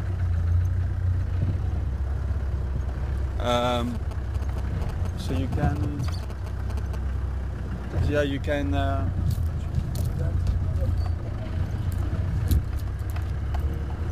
If you go, I don't know if you're already a fan of them. But if you are not, then just type Chitwa, C-H-I-T-W-A, then again C-H-I-T-W-A, Game Lodge, and then be a fan. And you'll see on their wall, one of the guides posted some news today and some pictures, and he's got a few pictures of those two big male leopards that they saw a few days ago on their property. One of them's got those amazing eyes. I really hope one day we'll get to see him. I would like to know who is he as well, where he comes from.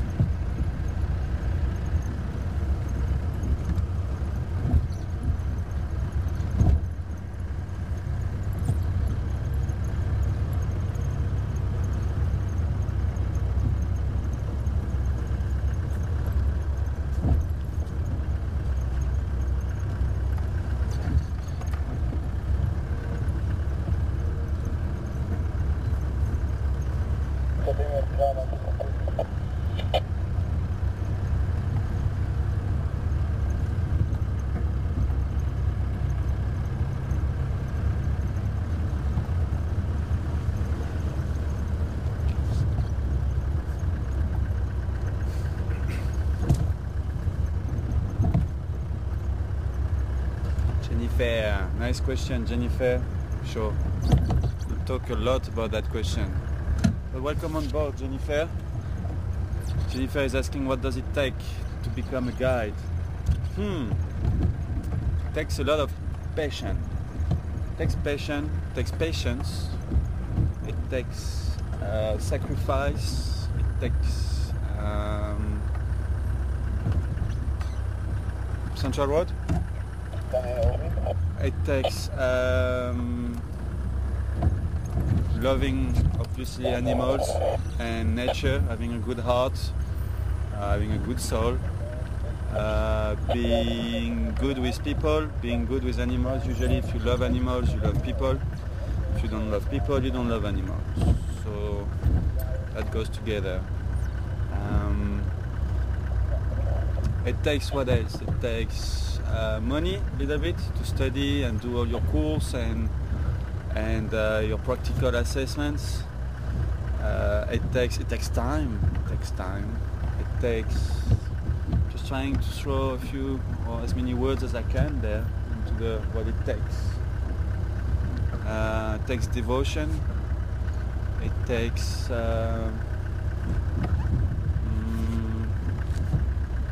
years of experience to become a good guide. Years and years of experience. Could actually watch the sunset quickly from here. It's like quite a nice spot with that tree, the sun setting behind it in the horizon. It takes what else? It takes, let me think.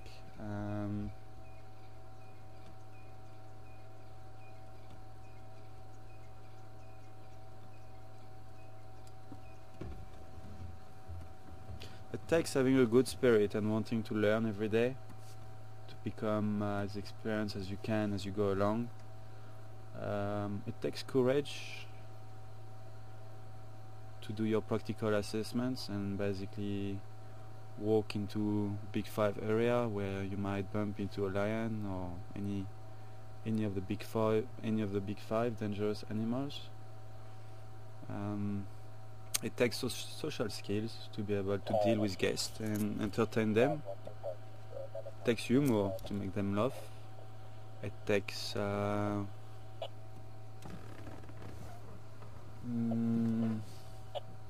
me think.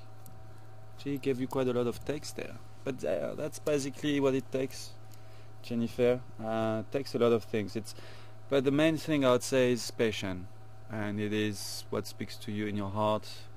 Probably most guides already feel it when they are kids already. It's something you grow up with, and you've got that desire, or you know already when you're a kid that you're gonna want to be working in the bush, and it can be into wildlife conservation, it can be being a guide. Depends where you oriented yourself at a later stage, but I think the first thing it takes is the desire, or the desire to know, to learn about the bush, and to be passionate about it, and learn from it every day, to get as much experience as you can. It's something that you don't really do for the money. You don't get very rich in this career. If you work as a guide in very nice 5 stars, very expensive lodges, you'll get some nice tips, so you would actually make some good money. Some months you make some good money, but some months if the lodge is quiet, you're not gonna make much money. Salaries are not really high in the guiding industry, and you make more money in tips than in salaries. So you don't go in that career for the money. It's a very tiring career as well. It's driving around guests or walking guests especially walking guests is tiring. It's the second most stressful job on earth after being a pilot, big airline pilot, because your brain is just switched on for 2 or 3 hours when you walk, to make sure that you're not gonna walk into a dangerous animal and make your guest life in danger, or put them in danger. So all your senses are switched on. So when you come back after 2 or 3 hours walk, you're really exhausted, and then you'll have things to do between drives at the lodge, entertain the guests, have breakfast with them, do some maintenance of the vehicles, so you usually don't have much time for yourself. Beautiful sunset, by the way. And then, look at that, that's really awesome. And then you go on drive again in the afternoon, come back from drive and sit with the guests, have dinner with them, entertain them again, and basically you'll have to stay with them until they want to go to bed. And some nights they want to party and stay at the bar or drink, and because you're supposed to take them to their room, then you have to stay up and wait until they want to go home.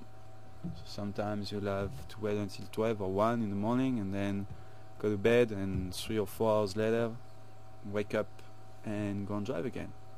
So it is a tiring career, but not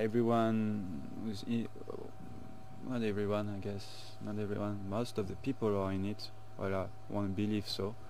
are in it for the passion of it, and I don't think you would do it for a long period of time if you wouldn't be passionate about what you're doing. And that's not just being passionate about the wildlife, it's being passionate about the lodge industry as well, being passionate about the guests, meeting new people every day and entertaining them, having conversations with them.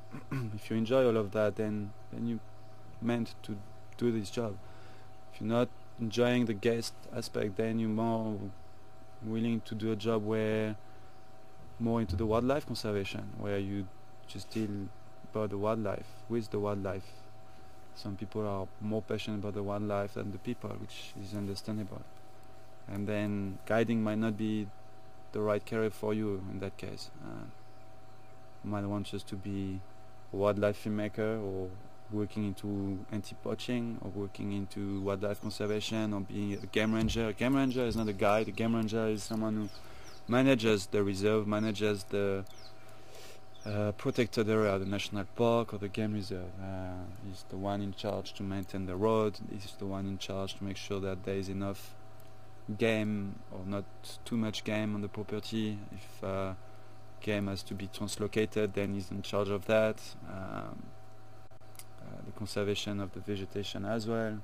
That's the game ranger's job. Having an anti-poaching unit on site.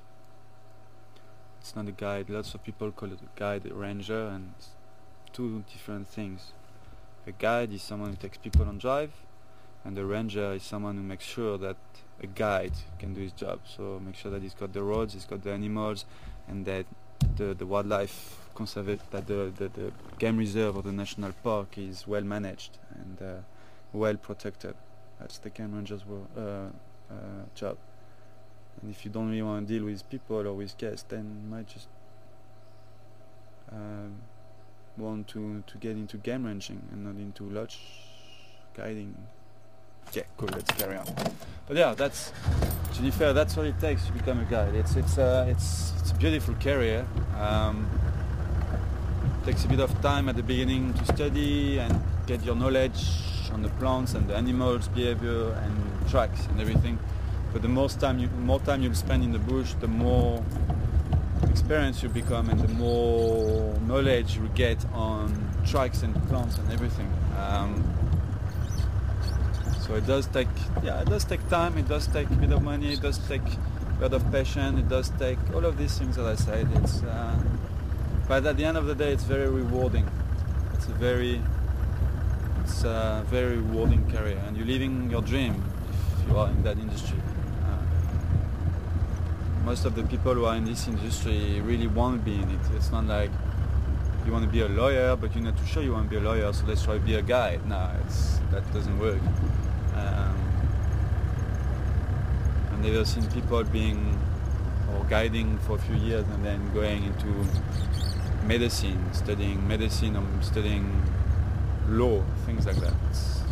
You're in here for all of this. This is your office, basically.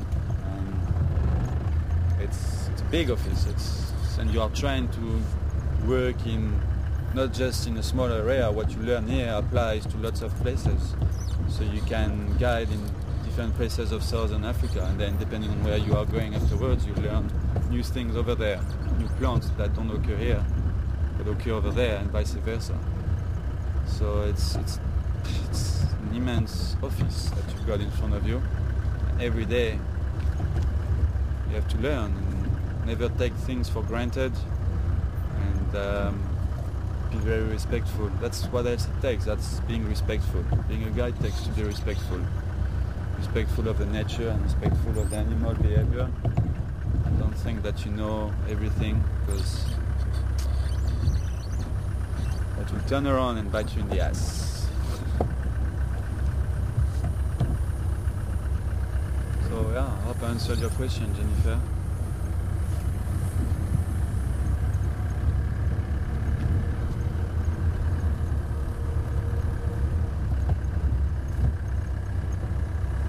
Sure, time is ticking, and we're far from the den. I made quite a big loop this afternoon.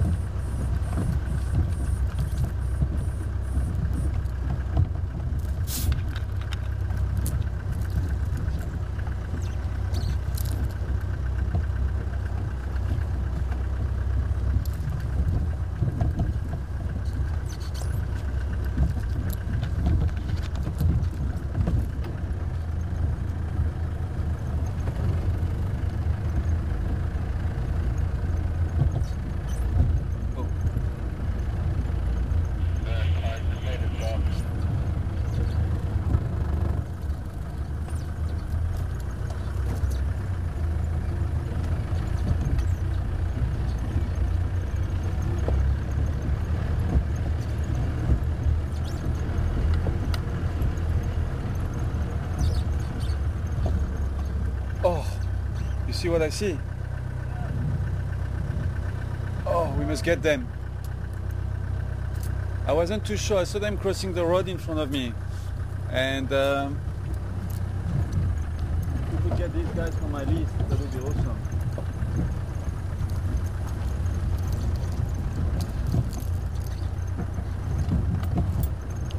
It's the second time I see these guys.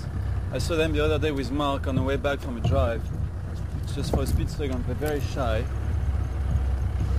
So I don't know if we're gonna get to see them. They are very, very rare around here. Let's cross fingers that they stay put. They seem to be very shy and skittish.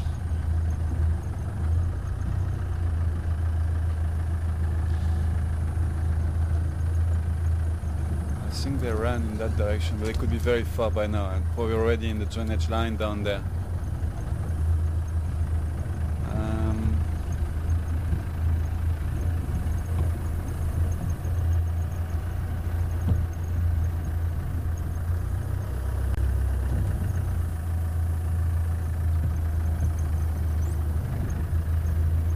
Where does that take me? Oh, there they are. They're by that tree there, at the base of that tree. Can't see them yet. I've seen one running in that direction.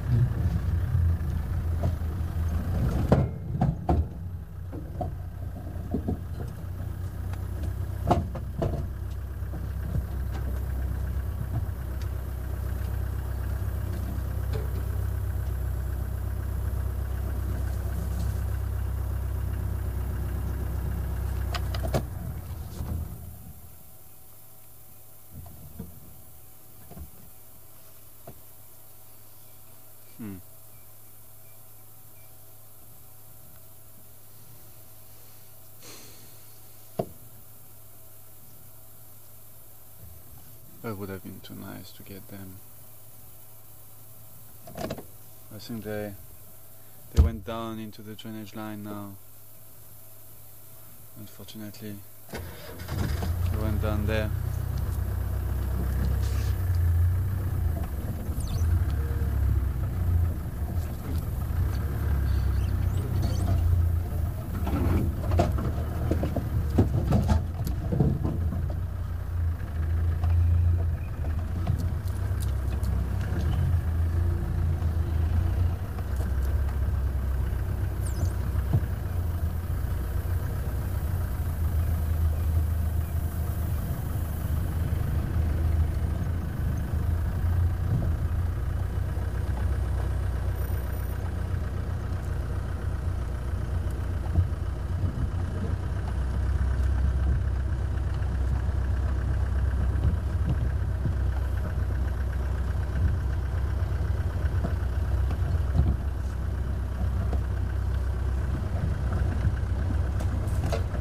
I think they're gone, unfortunately, eh?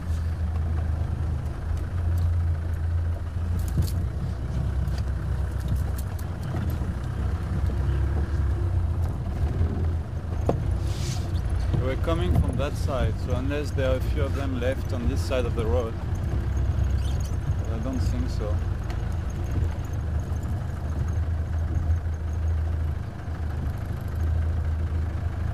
One of them stood up there and looked straight at me, like, hey, look who's here, and then ran away.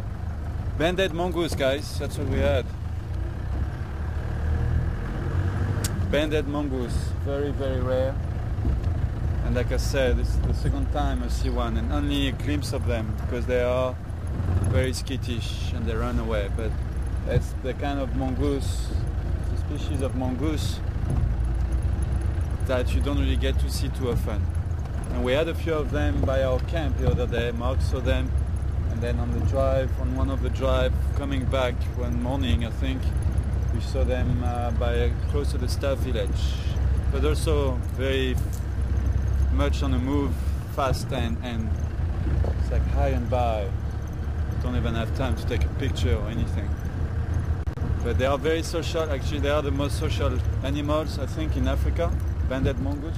They have the biggest social organization, most social, yeah, very social animals. and they are bigger than your dwarf mongoose, obviously, but they have stripes. That's what they call banded mongoose. Pretty much like maybe they're like that big. Yeah. Very pretty mongoose. Anyway.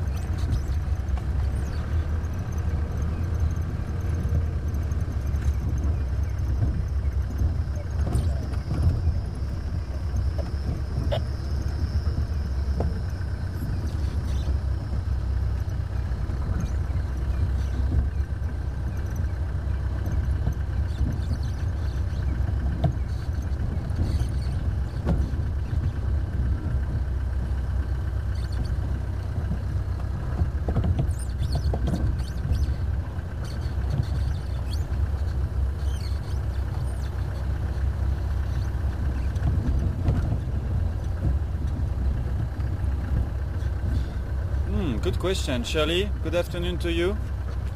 And Shirley is asking about the Egyptian geese. If the parents, the chicks that we saw, will the parents let them live in the same dam or body of water, or will they chase them away? Sure, I'm not too sure, Shirley. I would say they chase them away, but I might be wrong.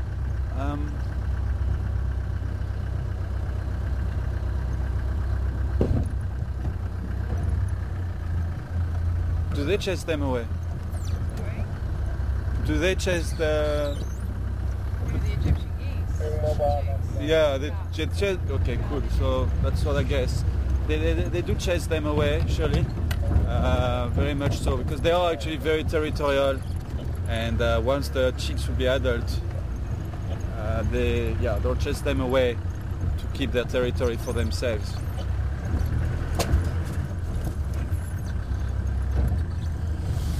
So yeah, the answer of your question is yes, Shirley. They will chase them away. Beautiful sky tonight. It's one of these, it's like yesterday afternoon, I think. It was also, I was on camera yesterday afternoon with Mark. And it was the same kind of afternoon. Very beautiful light. It was nice and warm. Nice smell in the air as well, due to all the rain we had for the last few days. Lots of smells.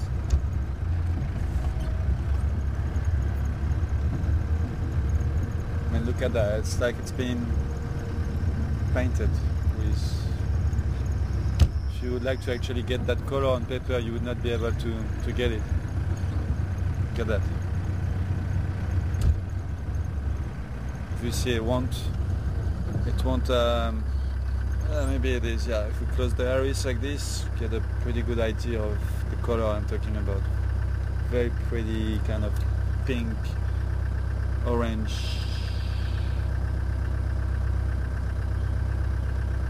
Awesome.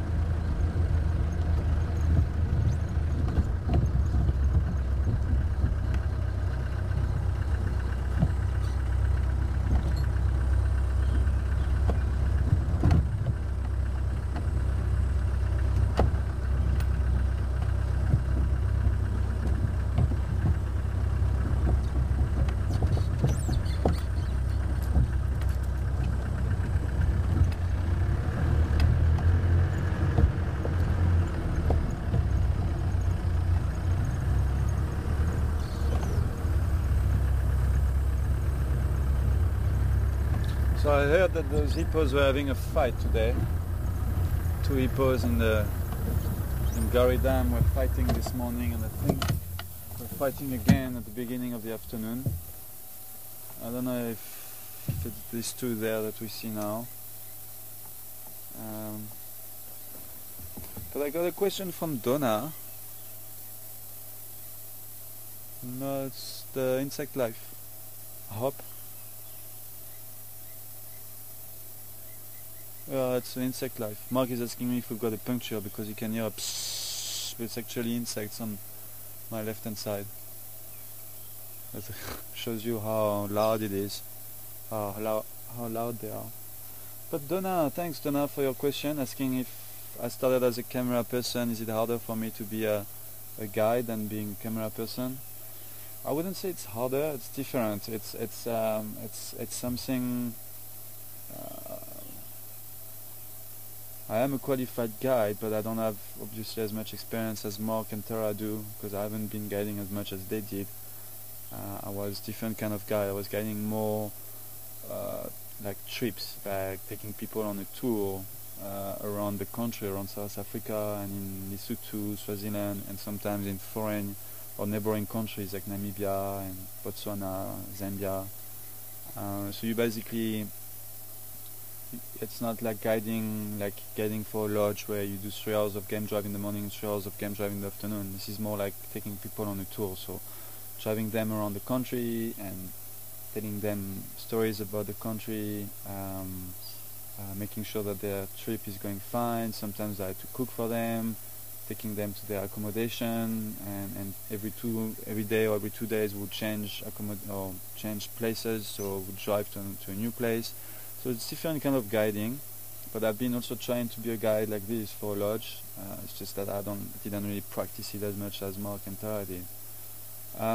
So it is a bit harder than being on camera, because obviously you need knowledge about the bush, and you need knowledge about things that are surrounding you. And even though I've been studying it, I've lost or I've forgot a lot of things, and from being into the bush it comes back, but there are things that don't come back, things that I don't know. And thanks to your questions and just from also wanting to learn every day, and with Tara's and Mark's help, I did learn a lot since I've been presenting for the last 2 months and a half.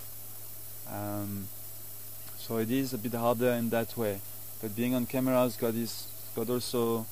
also not that easy, as you need to be able to have an eye for photography and be able to zoom in at the right time, pan the camera at the right time. How can I say? Also, there are also things that you need to learn, and filming wildlife you need to be skilled. It's not like filming people. If you miss the shot, you missed it. Film people can come back and you can reset the shot. Filming wildlife is different. Look at the light on this hippo, it's beautiful.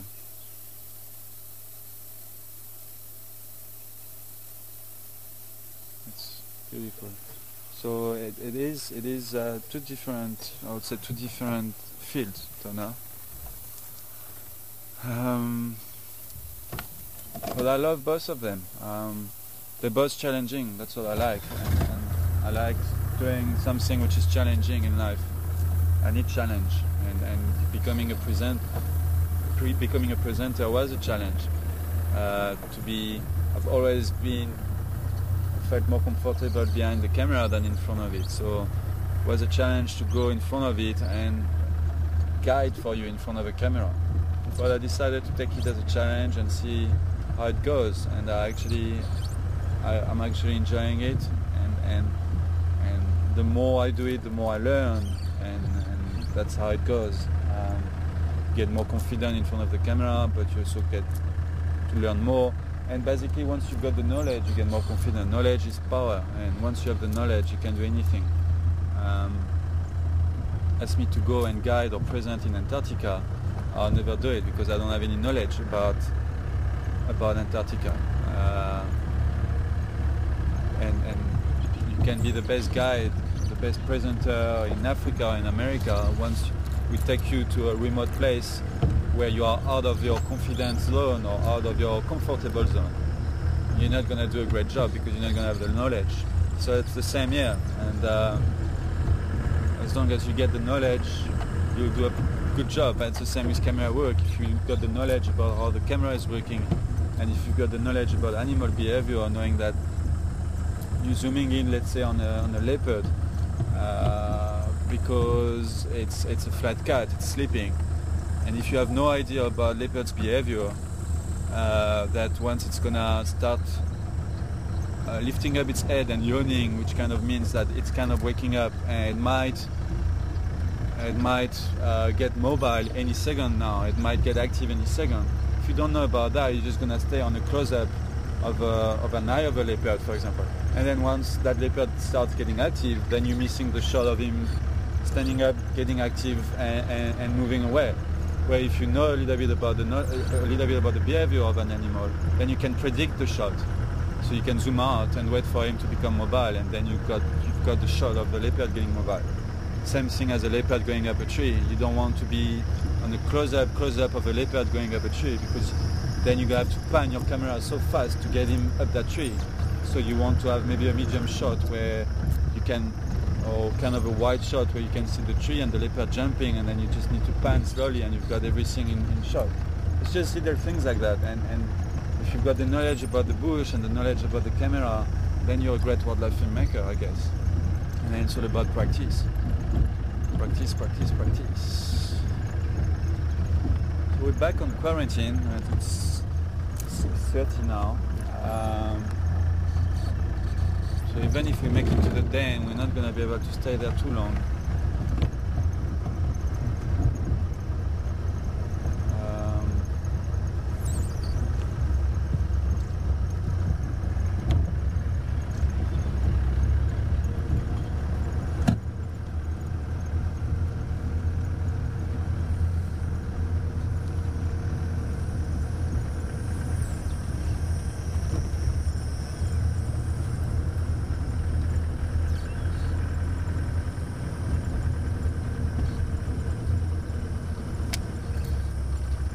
Did anyone go and check out the DCPI on Doris Road this afternoon?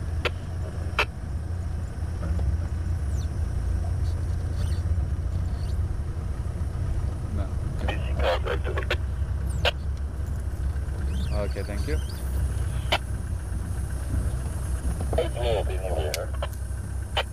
Sorry, come again? Where? I'm looking. Okay, thank you.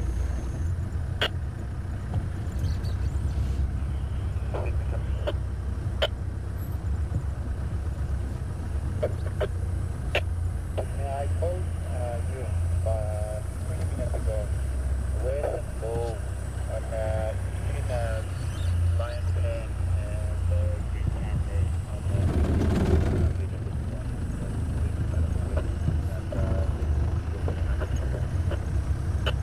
so with that movie. Yeah, but they were on the river between Lion Pen and the Green Panther. Okay, maybe tomorrow we'll go.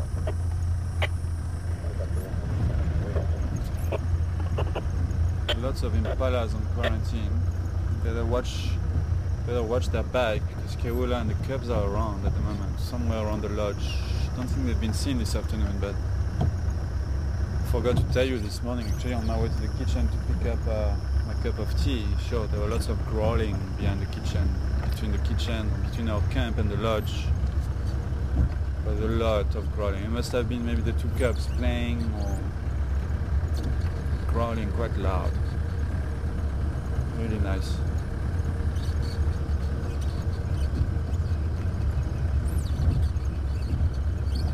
Sure, hello. Where are you going? Oh, okay, you're gonna stay there. Sure, it's quite dark though for birding now. I don't know if you're gonna be able to see this little one there.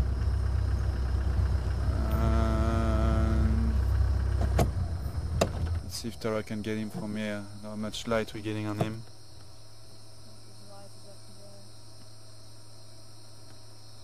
Is it as much as you can go?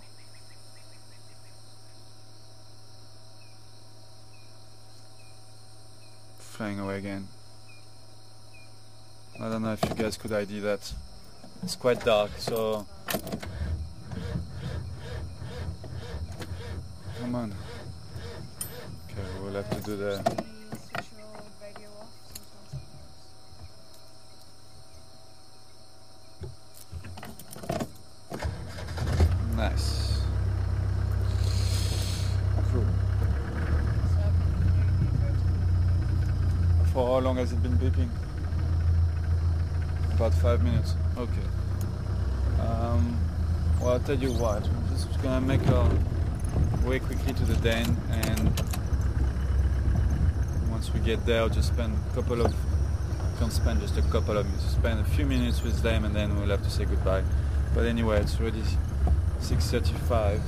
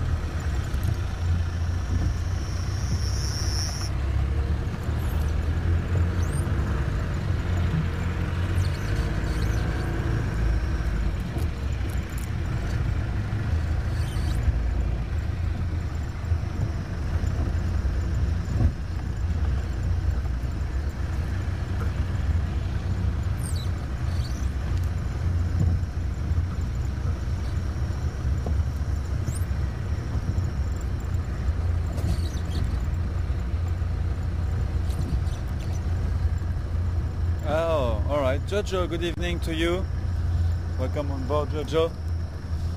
Jojo is asking if hippo feed mostly at night because we rarely see them out of the water. Yeah, Jojo, they do. It's too hot during the day for them to feed outside the water. In cool days, you might find them outside the water, on the river banks or on the banks, the dam. But they do graze mostly at night. They'll get outside of the water like around now or in 1 hour time from now once the sun has set, and they can actually cover very long distances at night, and they go and graze for most part of the night and then come back in the water at the end of the night or early hours of the morning. And because of their skin being so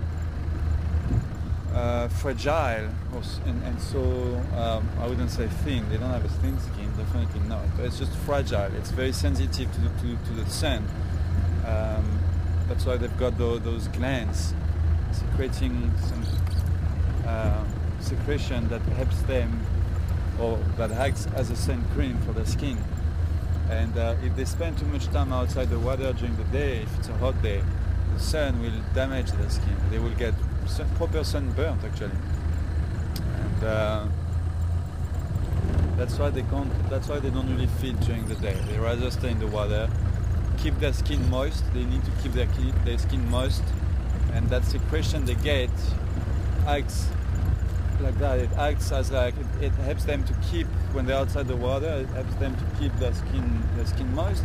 Plus, it secretes some kind of like a sun cream kind of thing, which is kind of a reddish color. Lots of people think that they are bleeding when they see that. They think that it's like, it looks like kind of blood on the skin, and it's not. It's the color of that secretion which protects them from the sun. Where at night they're fine. In the sun they can get out of the water, cover large distances, and go and graze for most part of the night. And that's why you won't see them outside the water during the day. But you might be lucky. We've seen them sometimes outside the water, many times actually, especially if it's not too hot.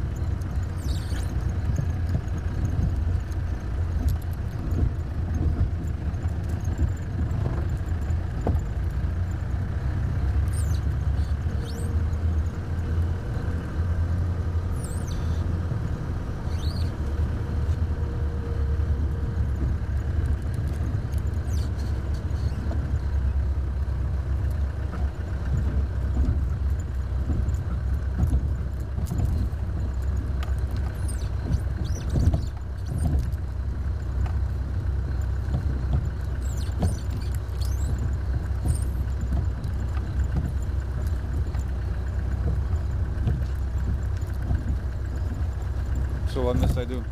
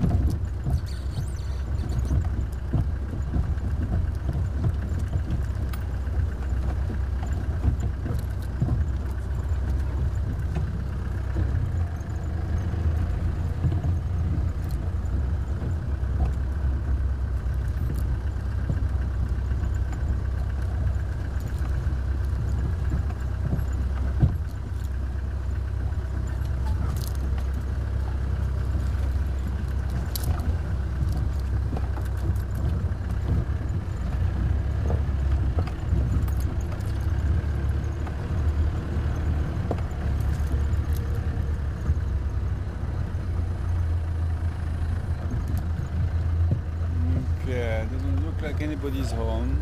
Let's just check that side of the den quickly. No, it doesn't look like they... Oh no, there they are. Okay. Hello, little ones. Hey, Teddy. Oh, they're all here. Okay.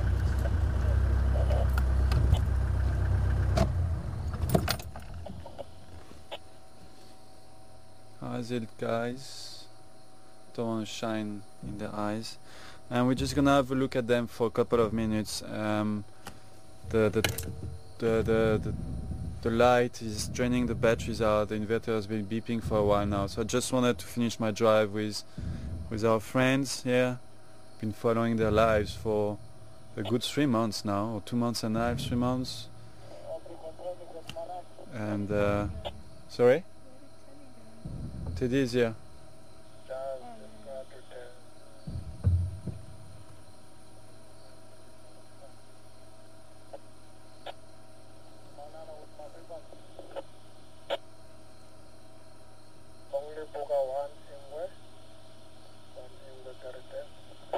Oh,